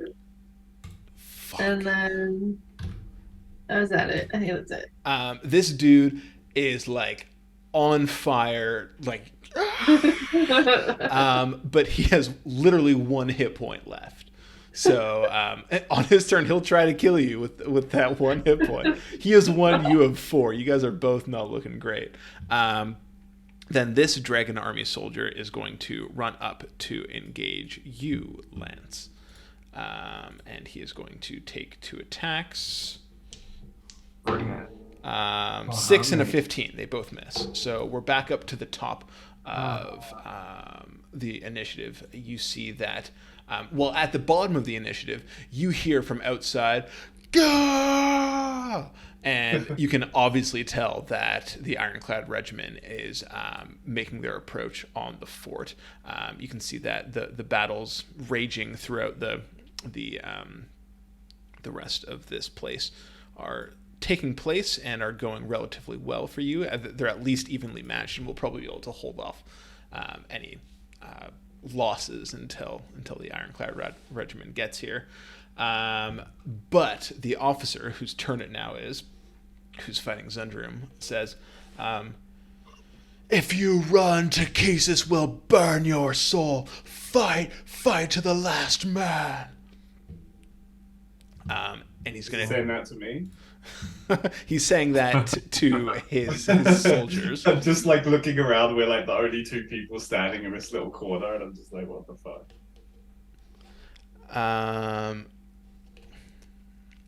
So then he is going to take his 2 attacks on you. The first attack is a 15, which is going to miss. The second attack is 16 plus 5, 21. Yeah, that misses too because you're cheating. I think you're gonna survive it though. You've got 10 hit points. He rolls 5 on the lance damage and 2 on the fire damage. Right. So 5 damage to Lance and just 2 to me. Yes, exactly. So Zundrim's still standing, looking pretty bad though. Lance, it is now your turn. Cool. I'm gonna make 2 attacks on this guy. Do it. Do it. Okay. Okay, the first one is 23. Hits. Second one, oh! It just, you know, when the dice like sits on the fucking 20 and then just rolls over to something else. It's an 8. I'm just burning my squires. I'm gonna squire Solemnia again. Good thing to burn. See what. Okay, well, it's an improvement. 21 on that one, so Hits. Both hit. So I'm gonna roll 1. You can also smite on these as well, just to double make sure. I will smite. Go ahead. So 6 for the first one on the attack roll. Yep. Oh, sorry, on the damage. 6 for the second one. Then Yep. I'm gonna squire. D8, which is 5. So what are we at now? 17. And then what do I get from my smite? So I'm going to cast it 2d8. at first level. 2d8. Sweet. Smites are cool. Yeah, smites are fucking awesome. And that's 5 extra damage. 13 damage. For that. Jesus. So 30 total. So yeah, this guy runs up to you. You block, parry 2 of his strikes. Strike once at his leg. He drops down to 1 leg. Your sword glows bright white and just fucking behead him. I'm just killing. Just killing it. And then I imagine you use the rest of your movement to get to the gate controls and keep them going. You imagine correctly. Cool. So then we're moving right along at a skippy pace. Dragon Army Soldier, this guy who has literally 1 hit point left, is going to take 2 attacks at Val, and knowing them, he's probably going to put you down. First attack, oh shit, only a 9. Second attack is a nat 1. You're staying up, Val. You're staying up. Did he hurt himself? Did it cost him 1 hit point? Yeah, and just stabs himself in the neck. So Val, yeah, you're just ducking, diving out. I imagine you're kind of using this like boiler drake, the big dragon, clockwork dragon is like kind of like ducking behind it. He's just clanking off that. Zundrium, it is now your turn. Cool.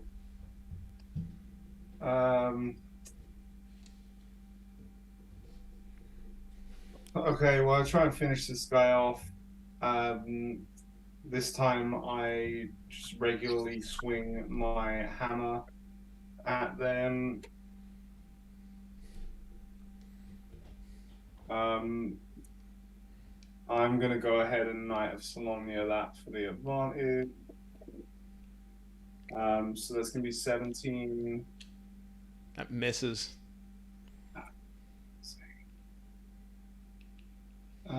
Is there anything else I can do?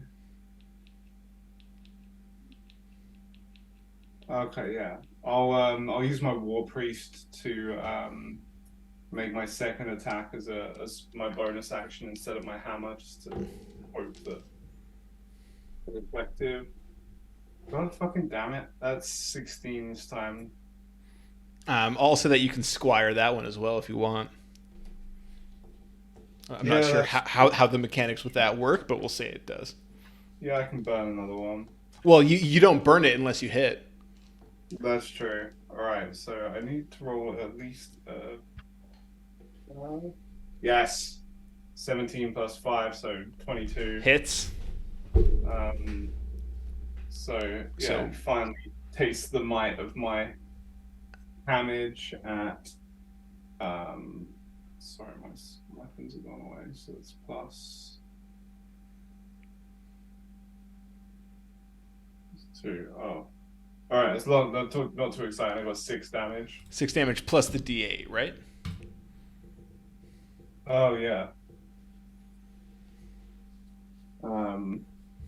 So +7. So No 13. way.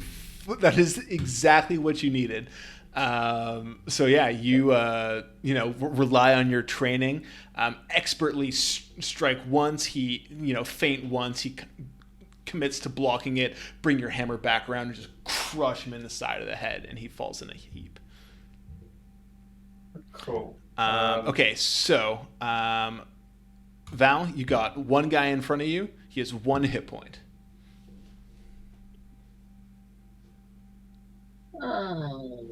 If I'm, can I see the like above the wall by the gate control? Like, can I misty step there? You certainly can. Okay, I'm gonna cast Mage Hand, and then I'm gonna misty step over there. Cool. Love it. So you've casted Mage Hand, which is cranking the gate open. Misty stepped away. This guy is 1 HP, just being like, "Where'd she go?" Looks around and sees that the battle is pretty much lost. Hears the people charging from up here, and he just starts running. Nice. And we will leave today off saying that this mission was a success. You guys have defended the courtyard. You will be able to open. You've the enemy presence down here has been sufficiently held off. The mage hand is able to crank open the gate, and then the ironclad regiment just swarms in, takes care of the rest of the dragon army soldiers, and Cudgel, like as everybody's kind of like swarming into the courtyard. Cudgel's just approaches you guys and says, "Well done there. That was a textbook job," and just kind of gives you the predator handshake, and we'll leave off with you guys celebrating your victory at Wheelwatch Outpost. I would say that Zundrum cackles with his laughter at the textbook comment. It was like, ha, ha, like Lance killed a dragon. Yeah, you just got stabbed up a bunch. And very well done with that. There was a lot of planning that went into that, and I appreciate how good your plan was. It's always nice to not have to bend things to unrealistic standards to make things work. Like that straight up just worked.